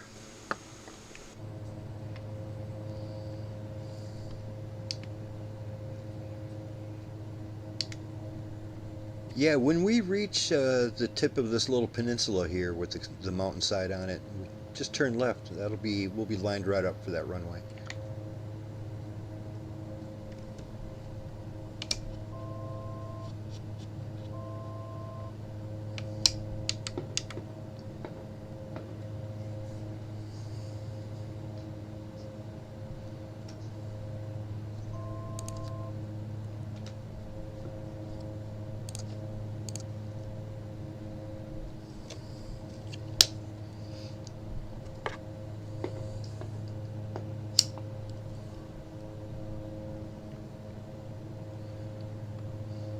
So yeah, I don't know if you guys noticed on the in Discord on the right side where you see all the names, and then there's the names of the staff members. Look at that one name in there, Josh CW4. Y'all remember CW4 Josh, don't you? I have not seen that old fellow in a long time, but it's good to see his name up there. Yeah, I think he lives on the west coast here in Florida.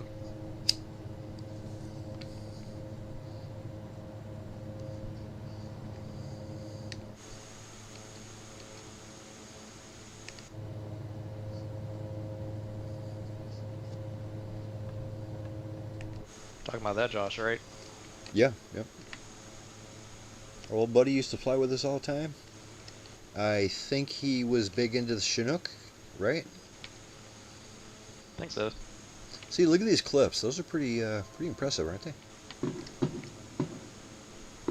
They even look nice. They don't look like stretched out textures. They look like they're supposed to. Yeah, they definitely look like you could go up there and fall Place to to your base, death. a good place to base jump. Wow. And they probably do, and they land on that beach down there. Oh yeah. There's something. Yeah. Yeah, that's pretty Building neat down. looking.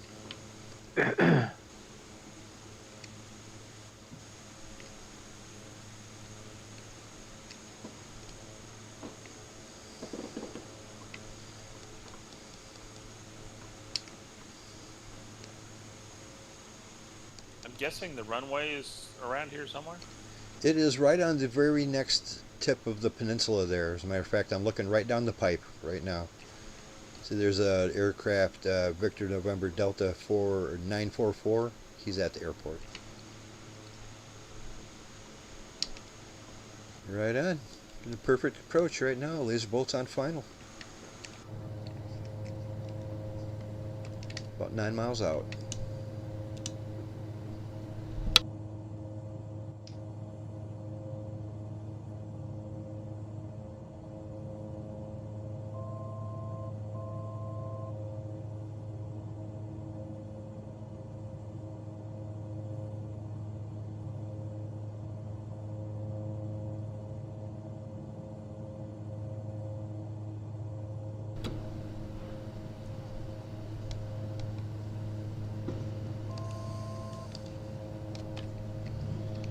Yeah, and it's not just that one cliff there that looks like that. All these along the coast have that real sheer drop off.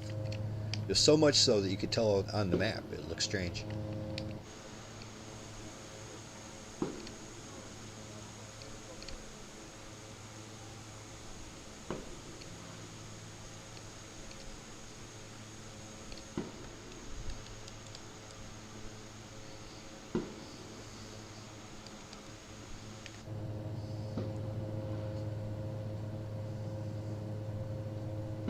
Well, this is definitely a decent-sized town here. I think this might be the main city in Sicily, the capital of Sicily, if you will. And also, Sicily is part of Italy, isn't it? Or is it its own thing, its own little island?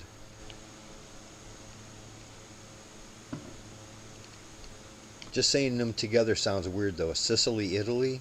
That sounds weird, don't it?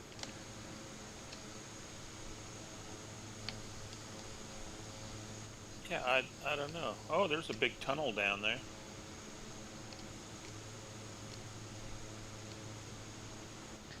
I would explain how these cliffs are made, but it could be too tectonical. Excellent. Sorry, that was a stretch.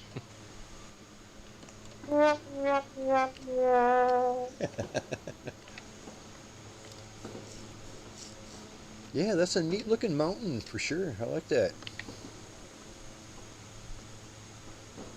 I'm guessing this entire island is volcanic. That's probably why it's here in the first place. Yeah, they do have a active volcano on it right now. I mean, after all, last week we just passed Pompeii. Yeah, that's active over there too. Yeah, just a little. Yeah. Well, who knows what's gonna happen? Of course, you got some people that think it could go anytime and it could be bigger than it has ever been. But I mean, you could say that about anything. So. Yeah, who knows? Wait and see.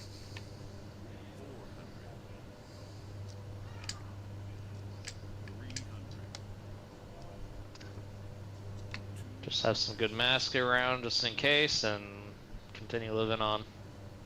100. Look how wide this runway is. Holy mackerel. It's massive.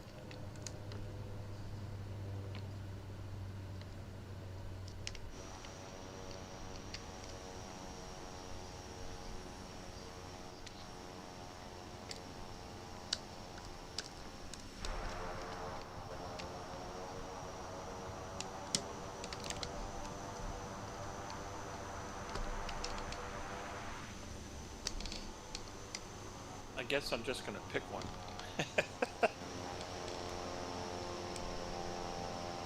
Or is there only one? I can't really see the airport that well. Actually, I think there's more than one runway. No, there's just one for all intents and purposes. It's a big one. It's hard to miss. I go over the top of you, not land a little long. Okay, no problem.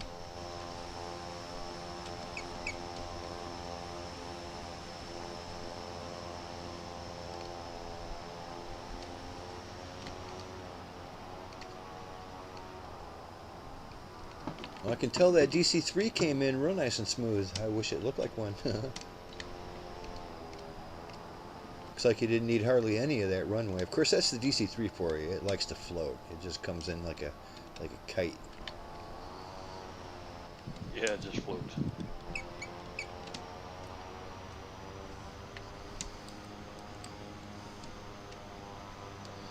All right, guys, let's call this a 1:45 the top of the hour. At 5:02, we're back up in the air.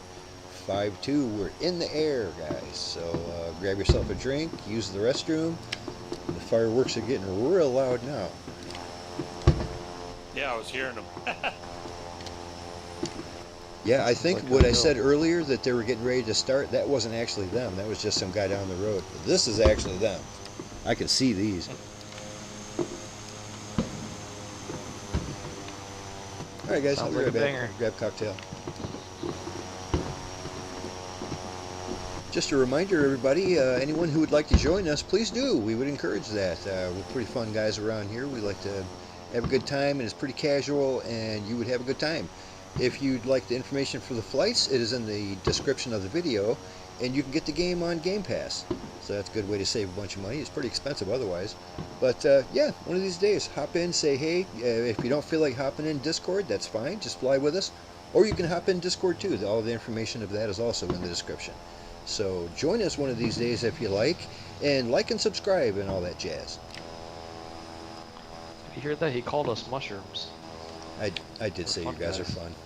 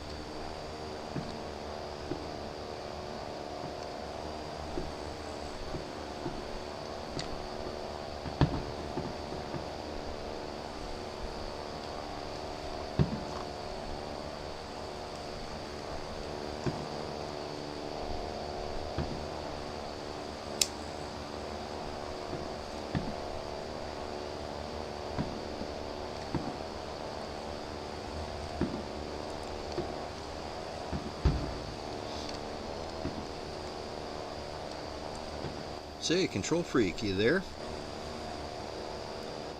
I am. Remember how last week we thought we had that all figured out to where we kept seeing you in a float plane, but you're in the cargo variant? Right. And we thought we fixed it because I actually hopped in the game in the same variation that you were, and then I could see you properly after that. But I'm back to seeing Right. you in floats again. Are you in a different livery this week? No, I'm in the same setup as I was last week. Huh. Weird. Yeah, I'm back to seeing you in the floats. At least you're in a 208B cargo, you know, the Yeah, the C208. plane's right. It's just Yeah. it puts the pontoons on for some reason. I don't know why. It's weird. It looks perfect though. You're not floating above the air or nothing above the ground. You're doing just right. It's weird though because I thought we had that figured out because I could see it perfectly last week after I loaded you in, but it must have forgot. I see you in floats too as well, but I still see you as a caravan. Yep, that's coming. It's a nice looking airplane. I like that Caravan. It's weird. What'd you say you saw me as? You saw me as a commercial airline or something? Yeah, I got you in a 2-engine, was it a Sobo passive aircraft, generic airliner number 2, DC-3. It says you're in a DC-3, but you're in an airliner doing a severe wheelie, your nose up big time, because you're actually in a tail dragger. Oddly thing, I mean, you're probably not that much smaller than what I'm seeing you as, The DC-3 is a pretty decent sized bird. Huh. Oh well, it's neither here nor there. There's always going to be something weird. At least you haven't been kicked out. Maybe it did have something to do with that area we were in. It seems everybody got nice and stable after that first leg,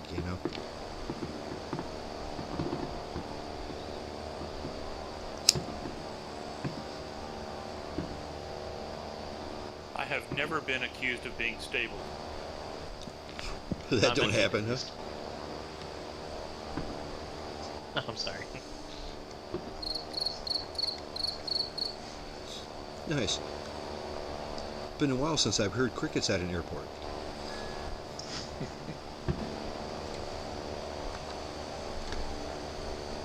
Well, guys, I'm going to go ahead and roll back out onto this runway, and we will be on the way in, I don't know, 3 minutes or so. I'm pretty stable. My tendencies on GTA definitely provide evidence of that. Yeah, you're stable as long as you're not playing GTA is what you mean. That's for sure.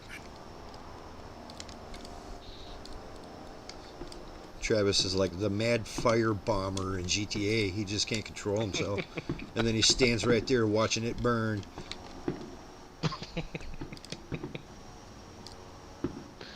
Yeah. I like to see the reactions I get. I just love that game. It's a great game. I think it's just because It's it's like such... starting a fire and then calling the fire department to see what kind of reaction they have. It's just that shows you Yeah, how I cool wouldn't of a do that. game it is that actually works. You can call the fire department on your phone and they'll show up. That's awesome right there. Yeah. And they're like, Or oh other yeah, people Travis, we know will. him.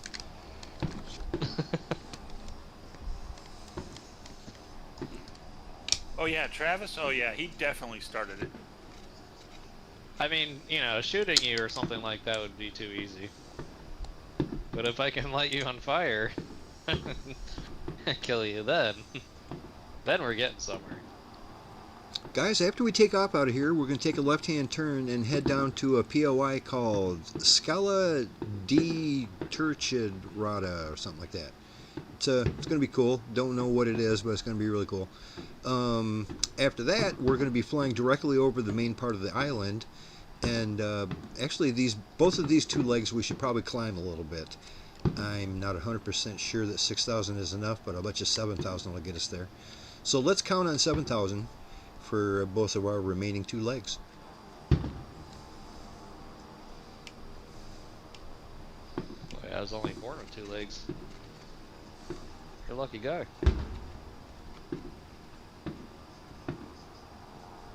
Travis, just sometimes I don't even know how to respond.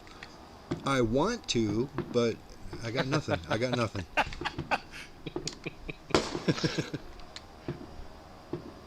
Go! Yes.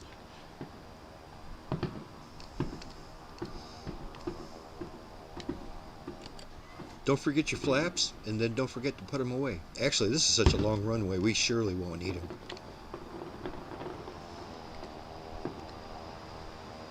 Alright guys, 1 minute. We're climbing up to 7,000 feet. I believe we're going to take a little bit of a left-hand turn out of here.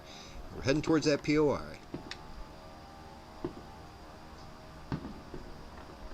Somebody popped in on the runway and then disappeared, but it wasn't one of us, I don't think. That was me. I changed over to a 404. Oh, there you go.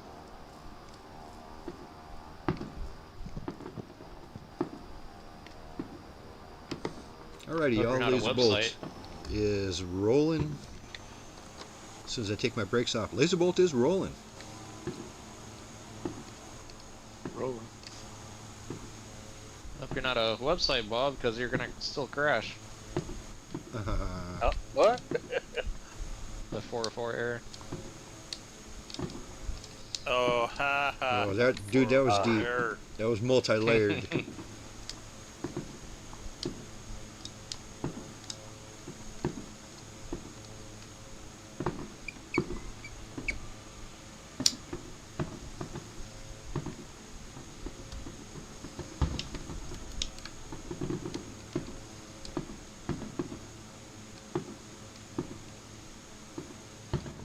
I was watching something a couple weeks ago, and it's kind of interesting how,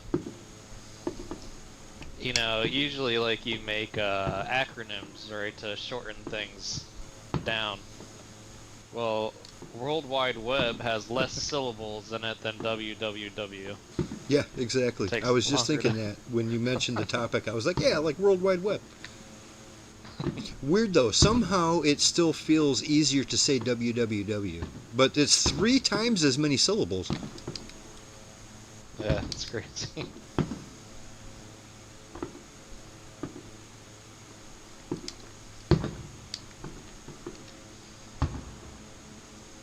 Who's this guy putting 2 U's together?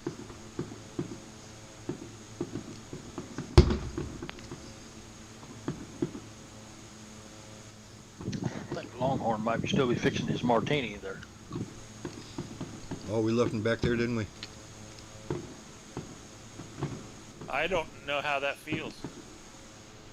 I just ran right into a frickin' mountain because I wasn't watching where I was going at all, not even a little. I hate when that Whoops. happens. Yeah, Probably that feels was a little bad. better That was than real that, Split bad. Horse. That was real bad. Yeah, boy. That happens. A couple weeks ago, I landed my C-130 with the gear up, so I know what you mean. Yeah, you probably walked away from that one.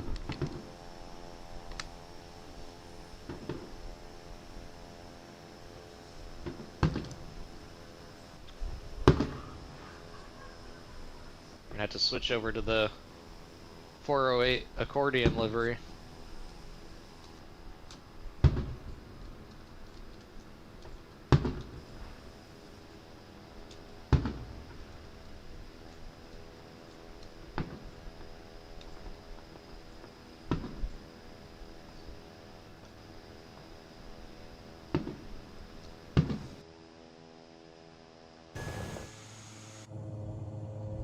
Stall.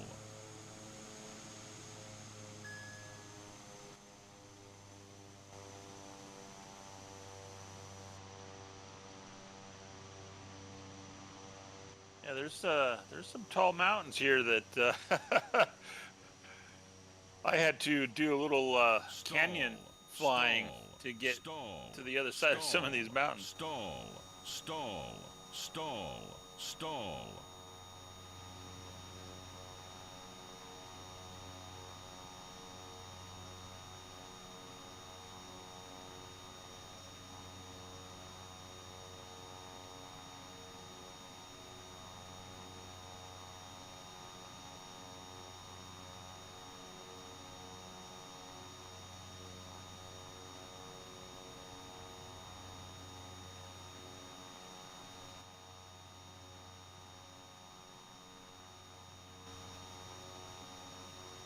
We won't tell anybody. Stall. Stall. Stall. Take your word for it. Stall. Stall. Stall. Sink rate. Sink rate.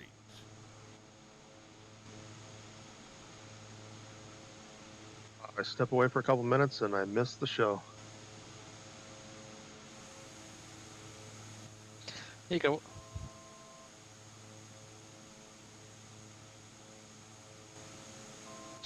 Go to a stream, you can get instant replay. I'll have to watch that. Sorry, Make a you're clip. welcome. Nah, we don't have to beat a dead horse.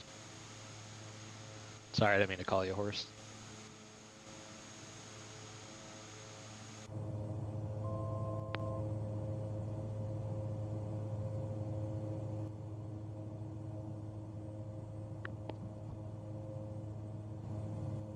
It's actually more than we need. 5,000 will get it done. Oh yeah.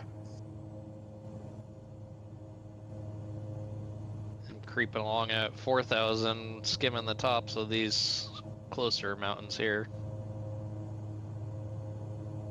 Kind of cool to see up close. Stall.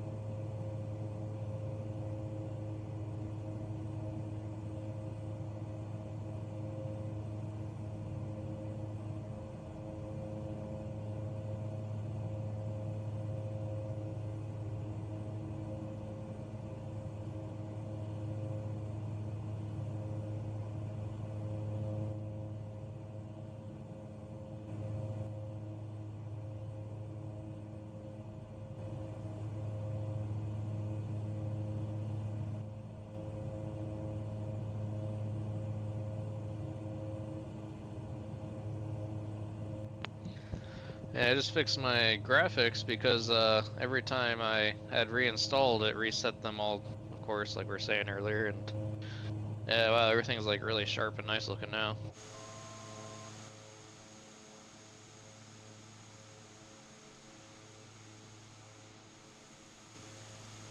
Yeah. Well, there's a solution out there, I just don't know what it was, I guess.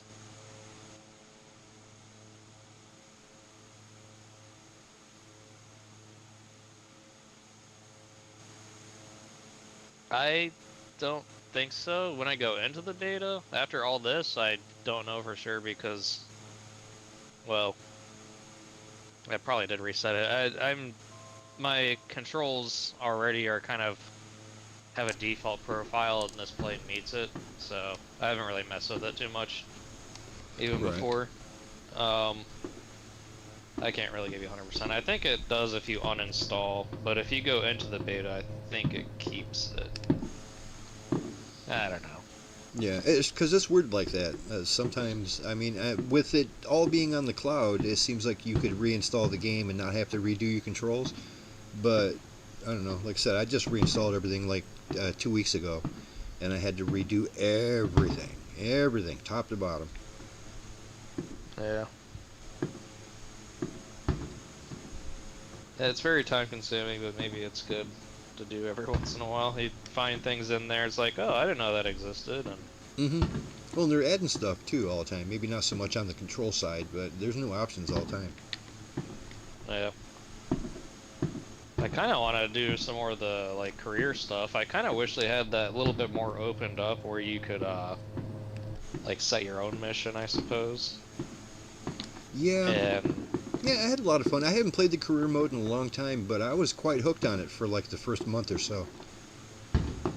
yeah, like I'd like to try some of like even just like the crop spraying kind of stuff or whatever, but I don't want to go through do all the tasks in the career, you know, to try everything out. I just Some of them are kinda- better than others. Like I didn't care much for like I don't know, the parachute thing where you take people on a parachute thing and they jump out. I didn't care for those missions much, but the cargo missions are fun. I like them a lot. I don't think a lot of those pilots care for those jumps either. So Well, it's don't just blame like, you on that you know, one. all you're doing is climbing super high, and then they give you an airplane that doesn't climb well. It's like, okay, yeah, this is Oh, fun. no. Yeah, this is great. Yeah. Usually they're like, a lot of times it depends what plane they're using, of course, but mostly nowadays they're up and down within 30 minutes, and they'll just like Right. Well, it all basically depends dive on, bomb it. you know, I mean, eventually you can afford a better aircraft, you know, but it starts out pretty Yeah. bad.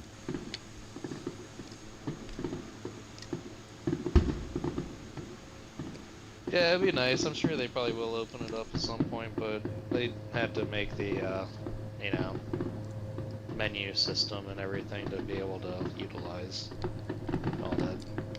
Well, they But, must be doing the grand finale because it's really going crazy out there right now. Yeah, we can hear it on your mic.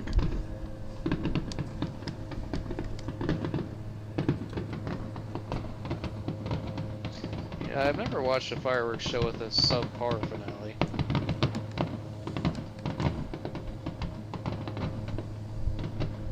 Guess they're all doing it right.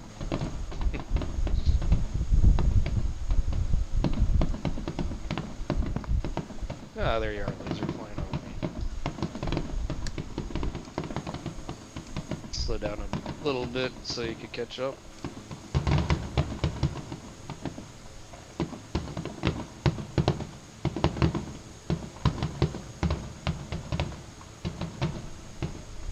I'm a little distracted. I'm putting all the electronics into my R2 thing.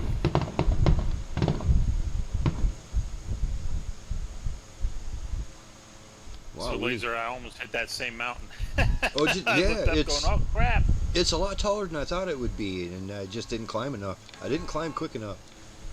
In real life, we wouldn't have tried to climb over it. We would have just gone to the right. But I wasn't even looking. I was looking behind me, like I always do. I'm always looking to see what you guys are doing. Why is it in movies the robots usually have more personality than the humans? I don't know. Is this a joke? No, like they give them a lot of personality. Maybe that's pretty realistic, actually. Yeah, it might be. You knew some of the humans I knew. It's hard to have more personality than R2-D2. That's what I'm saying. Yeah, the robots have more personality. I am going to just barely make it. I'm at 5,000 and I'm barely going to make this hill. It's making me nervous. Yeah, I just climbed up a little bit to 5.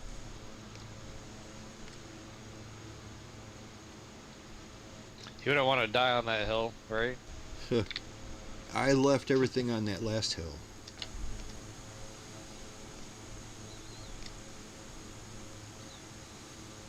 Yeah, like I said, it's weird that that's the first time I've ever come even close to crashing in this game, and I did it right on stream. Never crashed before. So you guys don't believe that at all, do you?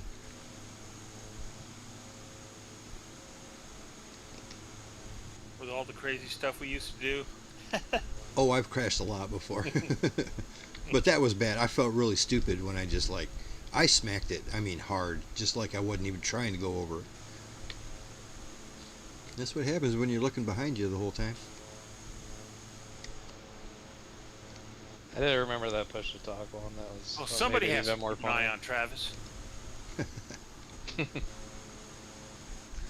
I'm certainly not doing it. This sure looks nice around here. I really like it. Everything is nice and crisp. There's no smeared textures, nothing. Nice and smooth. It's colorful. I'm not even joking. I forgot something at the hardware store the other day. I forgot to pick up a gas can. I'm not even joking about that. No. They don't have you on the list. I don't know. I didn't try to check out. I have to try to remember next time I go and pick one up. One of mine split open at the seams, so Can't have it's, that. yeah. It didn't like dump anything out. It started splitting at the top, so yeah, definitely move that over to the car. It needed to be used anyways. Travis, It you're was the timed only out. person I know who has worn out a gas can. That is funny. Well, to be fair, it wasn't mine, so it was my father's. But yeah, So it's an older one. It's a plastic one, and I think he said he picked it up at a garage sale or something, and so. Who Gas knows? can's one of those things where it's been so damn long, I'm not even sure I got one. I must, but I haven't seen it in so long. Well, you usually don't need one over there. for us, it's just kind of like a hurricane generator stuff, and Sure. I Around really here, don't you need need it to for have- the most part. But Around here, you need to have a good set of jumper cables for the winter. then I guess a lawnmower too, I suppose.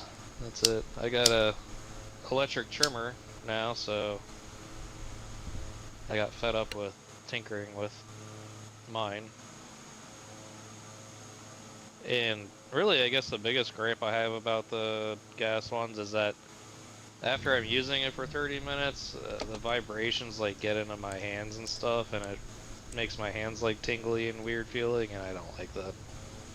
And that's electric one, but I got a Milwaukee one because I had Milwaukee batteries and stuff Alright. already, but yeah, none of that. I'm kind of weird It's that way, just- though. I really like the smell of gas, like a lawnmower, the smell of gas mixed with freshly cut grass. I love that. I do like the smell of gas for like a minute, and then that's enough. No.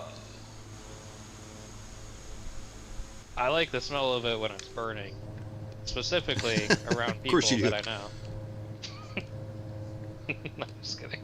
But yeah, after like 30 seconds, or like it's kind of got like a unique smell profile, and after like 30 seconds or a minute or whatever, it's like, all right, like It starts burning. It's too much.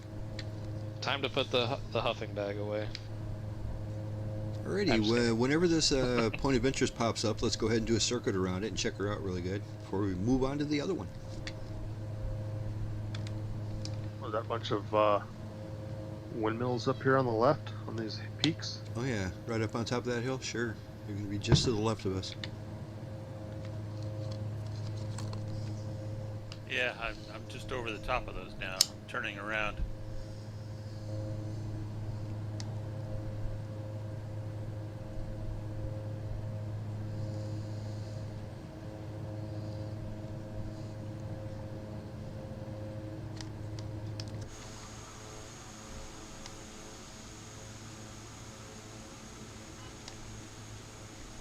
I noticed that these airplanes do take like a second or two to load in. Like most other ones are just bang, they're there. Like when you change your camera angle or something. These actually, they load in piece by piece, kind of, you know what I mean? It's like you can see that there must be a lot to this model. Maybe that has something to do with why, Dumped if them there's a because bunch of us when in I this, turned around, like if there's a bunch of just us in now- this, maybe that's why it might, you know, that's why a lot of us are having crashes. Maybe it's related to this airplane. as soon as I turned around and all of you came into view, I got some major stuttering going on. Yeah, see what I'm saying? It might be this model that it's just like when you get enough of them in the air, it just starts getting weird. Like I said, I just notice every time, like if I'm in the cockpit and then I change my camera to the external camera, it has to draw you guys back in, and it takes a second.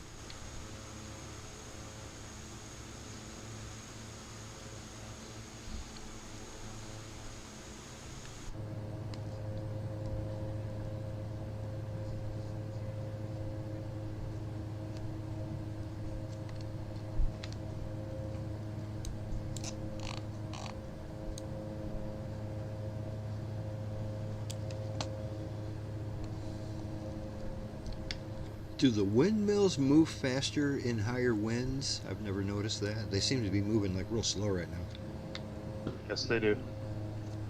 It's a I nice learned touch. otherwise. I learned that they go a specific speed to keep on phase with the grid, but Well, in Flight Simulator, they do. I'm sorry. Okay. Right. Yeah, that's what I meant, place them. I mean, there might be an Unless you're upper in- limit, you know what I mean? There might be an upper limit, but right now they're barely moving. Yeah, I noticed the same thing because I have seen them turn faster in Flight Simulator than what they're turning right now. Dropped a picture in the media share folder of the next point of interest. Let me see Flew over that. there in my drone. I'm not exactly sure. Maybe, I mean, they do have gearboxes. I don't know if they have like transmission gearboxes, but I mean, they could in theory, I suppose. But I think they vary the pitch of the blades to alter the speed. yeah, Yeah, they try to keep the same speed and match with the grid cycle. Oh, this is that POI we're coming up on, huh? Cool. Yeah. Scala de Turchi. de Forte or something. That's pretty neat. Looks like Turchi. It looks like Yeah, a it's- mini version like- of the White Cliffs of Dover. It looks It's like you can those count the cliffs we were years. looking at before. I'm gonna say there's probably a church there. Say, Control, you should put these in the group flight info channel, and that way we can keep them all together. Those are nice Okay, pictures, both of them you I'll put in them here. there from now on. It'll, I'll leave them in there all week long, but then when I post next week's flight plan, I usually just clear the whole thing out. But at least this way there's like, you know, a bunch of pictures from the flight we just took.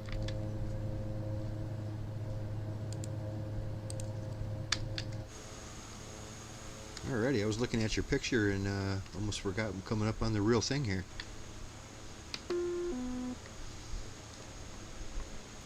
It almost looks excavated the way it looks tiered, you know what I mean? Yeah, probably is.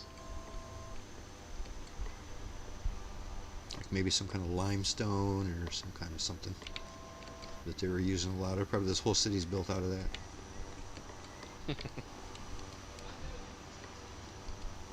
I don't know if you guys have ever thought of like all the materials it would take to build all the houses on our planet and where the heck we got it all from.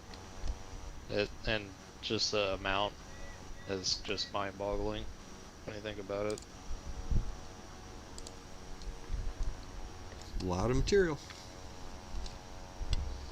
But nothing in the grand scheme of things. The Earth has a lot more. Yeah. It's impressive, no matter what way you look at it.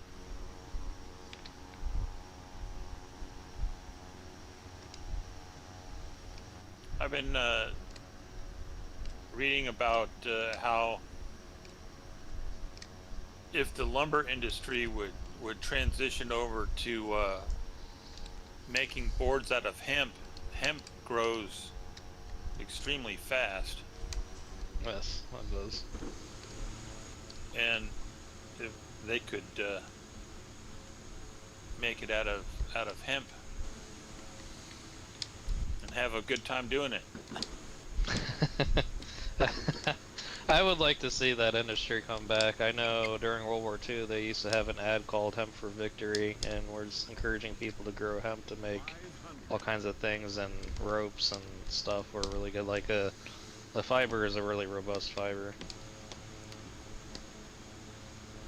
Cool. Is that the Yeah. Temple of Concordia there? Control? Yeah, I just dropped it in the next point of interest. I just dropped it in that group flight folder here. Oh, cool. It's got a statue laying on the ground. Yeah, noticed that.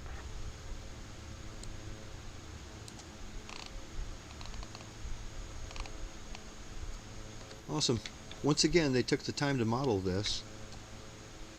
Right.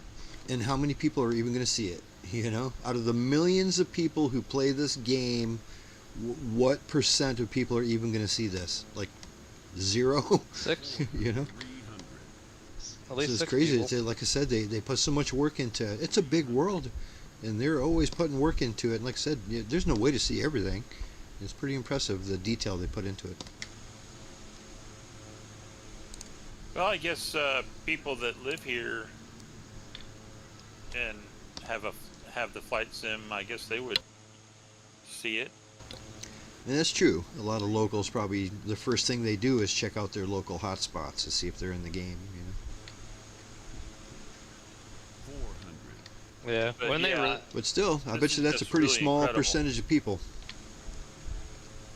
especially if they're newer ones and they just release it, I think probably a larger percentage of people, not everybody of course, but a decent amount of people probably go look at it. It's not a video game, all right? It's a flight simulator. Nice. God. Oh, that sounded like what's his face? What's that guy that's always at all the Like Richard conventions? Pryor. Eddie Murphy is who it sounded like to me. No, it sounded Actually, like that one it simmer. was it was from Snakes on a Plane, and the Oh. guy who actually says it is not a real well-known actor. He's the guy that lands the plane at the end of the movie. Nice. It's actually quite funny. I didn't know that was He's part of the sitting movie. next to Samuel L. Jackson now. He's the gamer. The other guy's the gamer, and the tower teases him about he's just a gamer. No, it's not a game. It's a flight simulator. We've all heard that, though.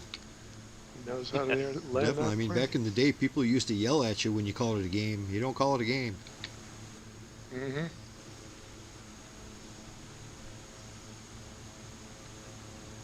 That all changed when they put the flight sim on Xbox. Yep. But you know what, though? I mean, if you really think about it, there is no winning or losing. There's no score. There's none of that that's in a traditional game. So I get it, It's like, hey, I played Flight Simulator all weekend. Really? Did you win? Well, I mean, I guess. I only hit one mountain. I guess. I don't know. Did you get high score? Yeah. I got the highest score I ever got. Got the low score. Yeah, -1. I got one more takeoff than I have landings, and that's not good. I only died once. And it was spectacular. Actually, if I'm being honest, I haven't crashed in 2024 at all. Not the new one, huh? You haven't been flying enough. You ain't been trying to go underneath enough bridges. That's bridges that'll get you. They're so tempting. It's so dangerous. Travis, were you with us when we flew through the Golden Gate arches over the Golden Gate Bridge? I think I was watching and talking to you guys. Actually, it was the St. Louis Arch. I wasn't there for that one.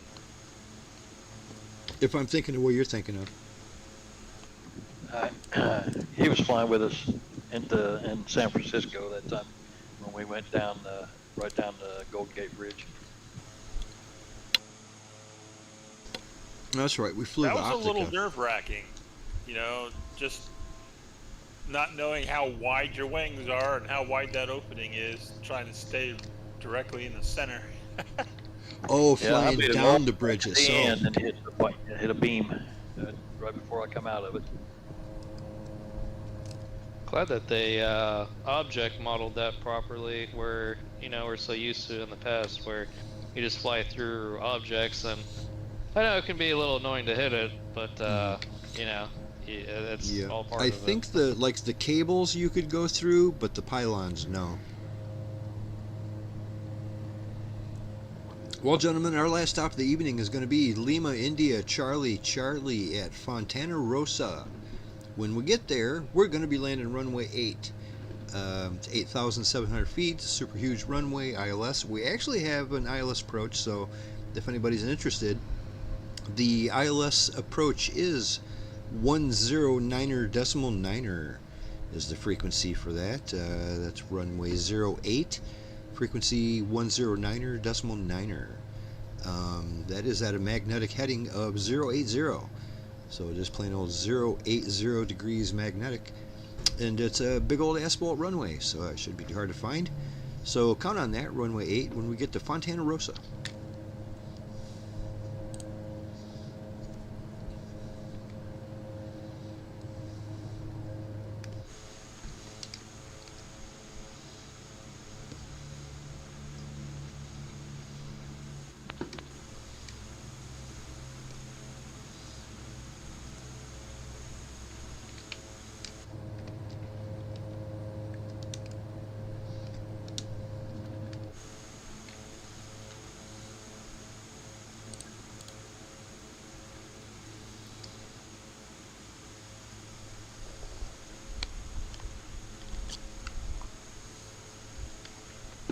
Yeah, 4th of July is always a weird night for the bar I live above, to where you would think that's one of the busiest days of the year, but it's really not.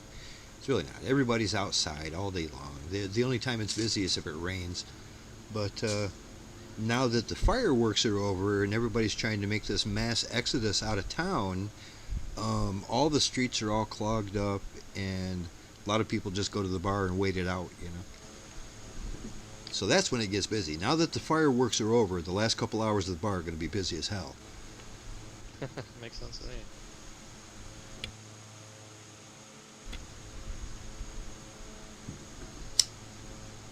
I was at the grocery store earlier, probably about 7 o'clock, and was getting a few things, and yeah, I mean, it was also like raining a little bit, but it was almost dead empty in there.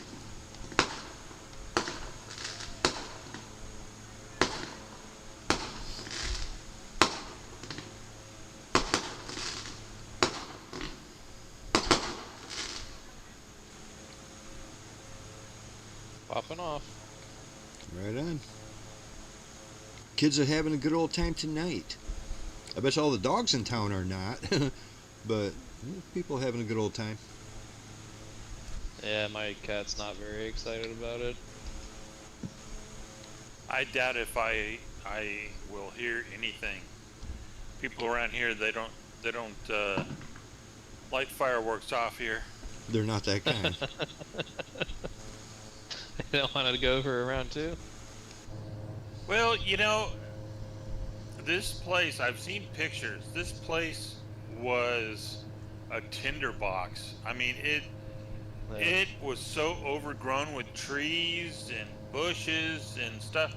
You couldn't see most of the houses along my street because of all the vegetation around the houses. That's all gone. And most of the trees are gone. So it's going to be years before it could ever happen again. You know, I mean, we're talking 20, 30 years at least. I was kind of thinking they probably have at least 5 to 10 years of safety net. You know, yep, but that's the way nature works, though, is all that shit that burned down is going to come back real nice and healthy. I mean, that's why, you know, they set forest fires on purpose a lot of times, just to frickin', you know, wipe out the forest, and in a couple years that forest will be healthier than ever. This fire was so hot, Laser, that there are still dead trees. There's still, you know, they haven't cut them all down because I don't know why, but they're not on anybody's really property or anything, but there's nothing. There's no vegetation. We're still having landslides when it rains. It's been 8 years. Bad part, I've got some redwood trees that I've planted in my backyard that are about, I don't know, 12 feet tall now, but I don't know if it's just because people that move in, they don't want to plant a lot of stuff, but it's going to be, it'll be probably 50 years before you can't tell that there was a massive fire here. Right, especially, depending on what kind of trees they are. Some of them take a long time. I mean, we still have lots, after 8 years, we have lots that have melted signs sitting, like there's a Burger King down the street from me. There's a vacant lot, nothing there except the old sign that's half melted, and I don't know if they'll ever come back. I mean, well, those don't grow back on their own. I mean, we had a McDonald's, we had a Burger King, Taco Bell survived. They're still here. Weird. But it's been 8 years of them trying to get people to work there, and it's finally gotten back to normal. You know, the town's coming back, but it's definitely taken a long slow time process. Well, I can see how investors too would be, you know, kind of scared to jump right back in again, you know. And not just, you know, that, oh, it might burn down again. They're probably more thinking about the market now, you know. I mean, what's it looking like compared to what it was? Yeah, I'm not sure what our population is right now, but I doubt if it's even half of what it used to be. and it's crowded. Yeah, I bet think you a it's lot of crowded. people moved on though. You know, if they lost everything, they might have just moved on. There are a lot of lots along. I live kind of just back from a canyon. There's canyons on both sides of Paradise, and there's a really deep canyon with really steep cliffs and everything not too far from me, and there were lots all along that canyon. Not one of the houses have been rebuilt, and I think it's because of the septic tanks. They can't get permits for septic tanks, so the people that own those lots are out of luck. Holding it.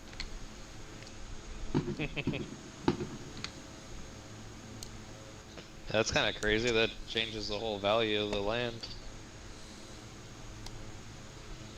So they can't put a septic tank back into where they had one before?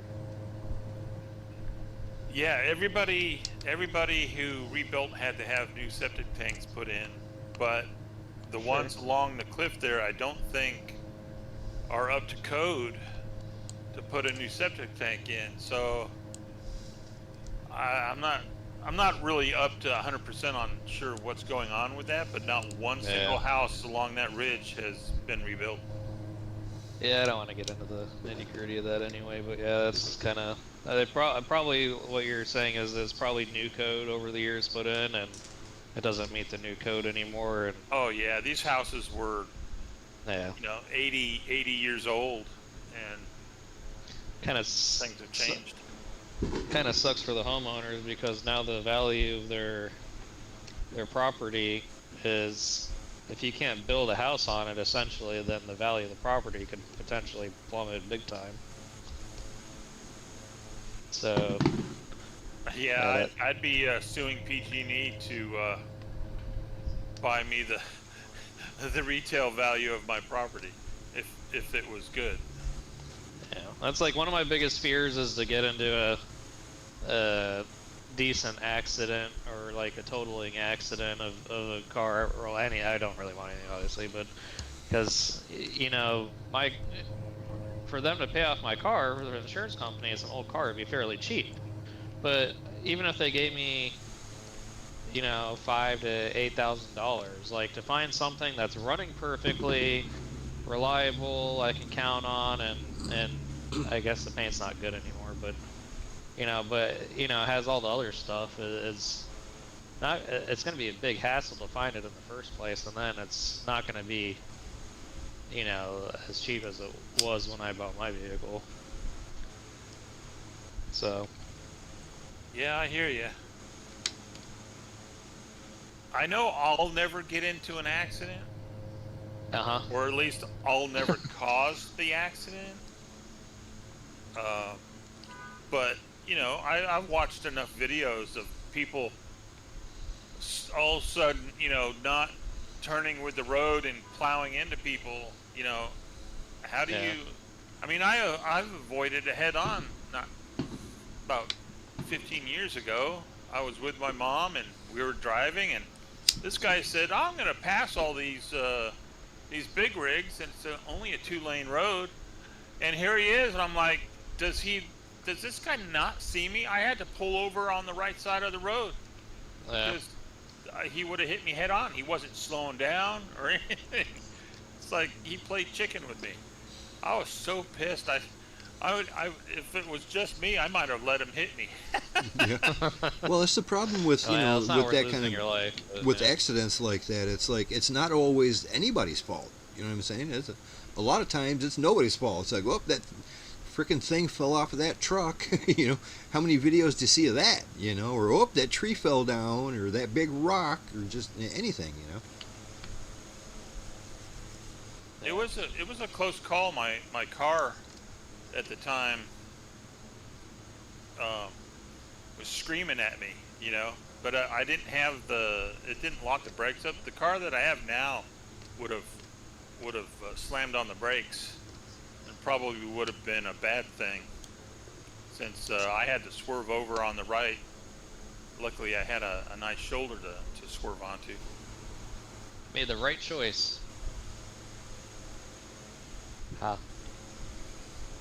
Because he swerved to the right. Got such a pretty sunset going. Yeah, the left Love it. the left choice would have been bad.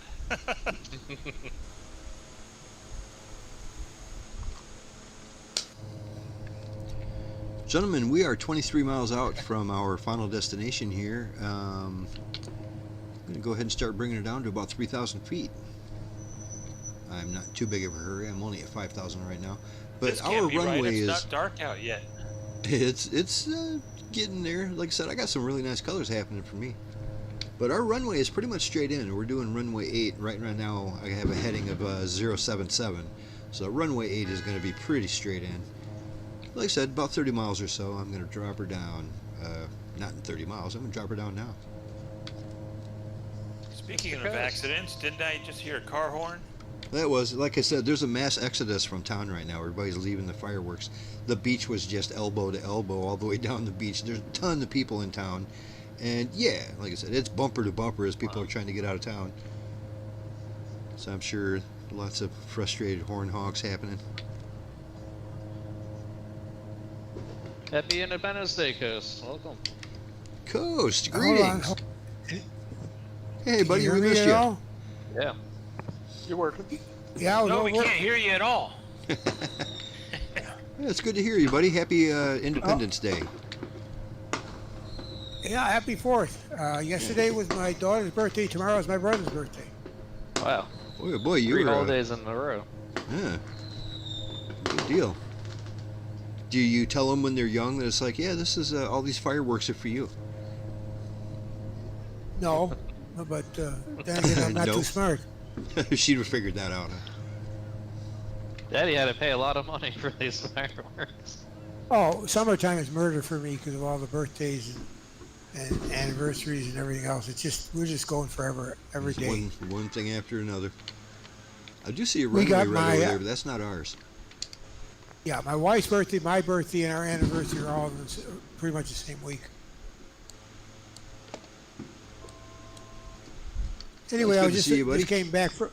just came back from my daughter and son-in-law's house where they were watching fireworks display. We got invited at the last minute, so that's why I was gone. Nice. Yeah, no worries. Oh, yeah. As you might be able to hear, I got fireworks going on outside my window right now. Spending time with family is good.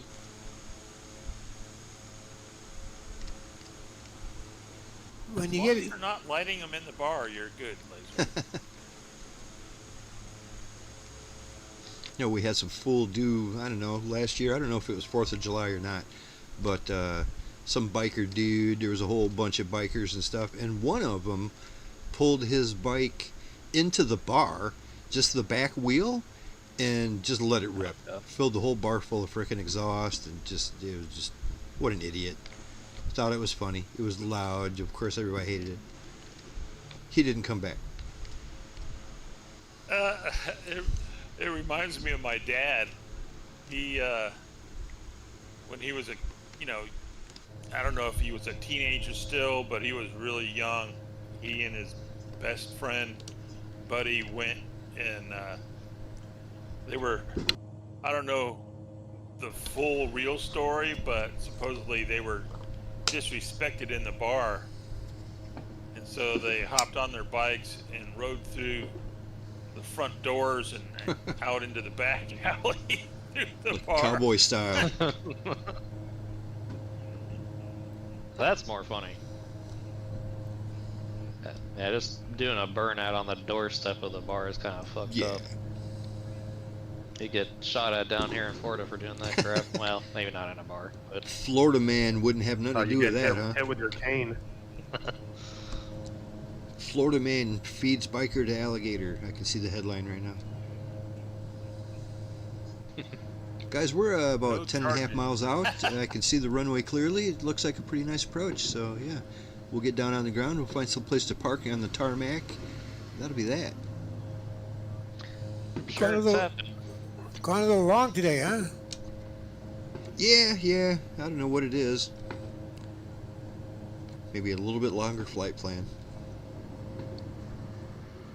I'm thinking the Florida sheriff said no charges will be brought since there's no body. arrest the alligator.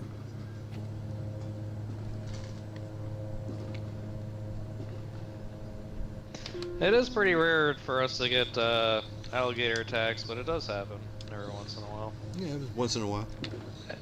Usually when it does happen, of course, it hits the news, but... It's been a long time since we had an alligator attack. Probably been a long time since you've had an alligator. Or a shark. Around here you might get attacked by a turtle or a duck or something. That's about it. Maybe a Hey, deer. those snapping turtles are no joke. Yeah, occasionally there's a bear, but that's not very often. What do turtles do up there during the winter time? They stay Shell? home.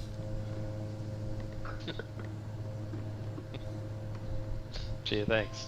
You guys are really full of information. No, they get on, you know, JetBlue and go to Florida. Yeah, they start walking to Florida, and then by springtime they're only about, I don't know, a mile away.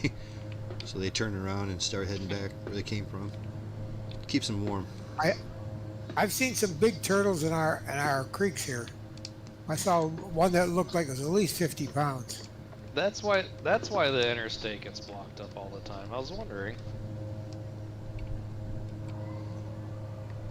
It's going to be coming in The right behind terrain you, around Longhorn. here turned really dry. Was green, now everything is dry. Really?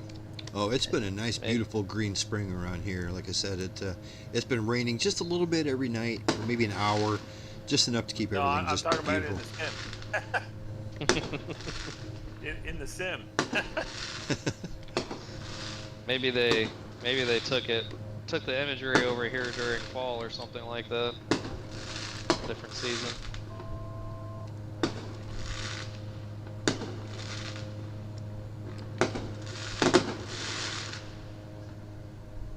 Longhorn, what's your speed, buddy?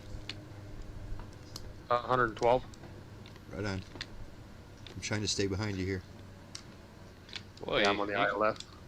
you Yeah, I guys are think I'm nicely good. lined up all together and everything. I'm on that ILS. Very nice. Look at that, right down the row. And Travis has a good view of all of us. I wasn't paying attention, and you guys got really far ahead of me, so I'm going about 180 knots right now. Oh, pedal to the metal. To the other metal.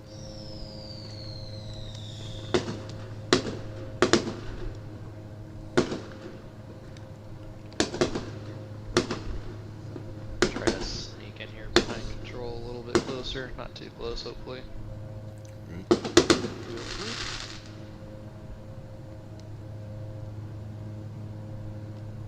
Yeah, what's the rule on those pappy lights there? If they're all white, you'll fly all night. If they're all red, you're dead. Isn't that right? If they're all white, you're too Pretty high. much. If they're all red, you're too low. Yep. You want Keep to the pappies happy.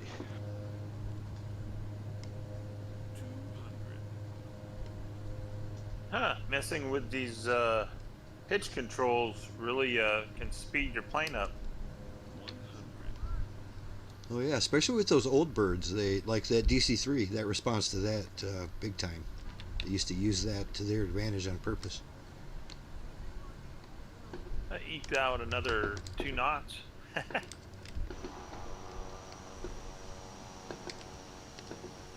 Yeah, if your elevator's fighting the autopilot, then like the trim, if the trim's fighting the elevator, then yeah, you can definitely get some room out of that.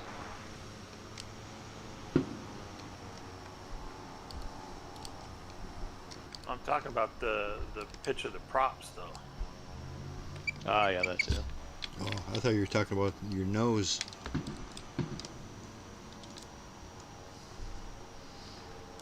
So I know Well, back in the I've day, got- flying that got the DC-3, you could do your pitch prop trim pitch basically with your controls throttle. Pulled back.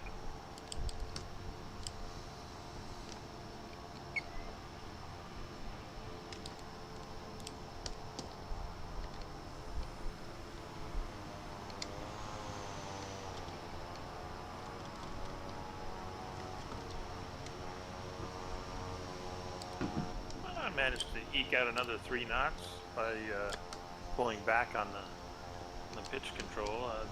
Pretty cool.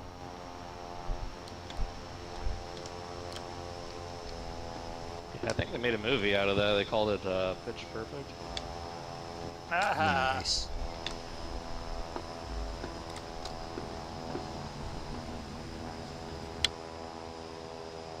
I guess what does it do? I guess the props create like a wind barrier. Well, it's just it Unless changes the pitch of your prop. Control the. Yeah, but all the way forward is maximum thrust on the ground, right? But in the air, when you're going at speed, you're hitting the prop. So if you pull it back and create less of a drag on the props, I guess that controls your speed. I guess too That's far kinda like a forward might be. transmission. Yeah, too far forward might be as bad as too far back. You know what I mean? I mean, they're almost flat against the air instead of at an angle. You know what I mean? And when you're on the ground, not moving, you want it flatter because there's no like oncoming air going into the prop. Where when you're moving 150 knots or whatever, you got air already moving through there, and if you get a little bit more bite if you pitch the prop a little bit more. Doing a combat descent.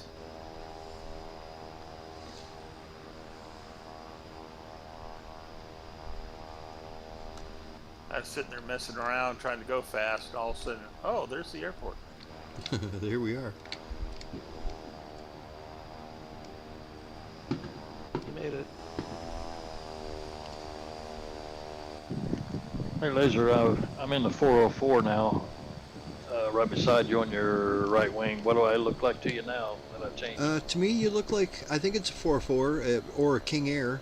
It has kind of a V-shaped tail. It says you're in a 404. Dual engine, tripod gear. Like I think I saw a 208. Your tail fins have like a V shape to them in the back. Nice looking airplane. It looks like a lot like a King Air without the wingtip things.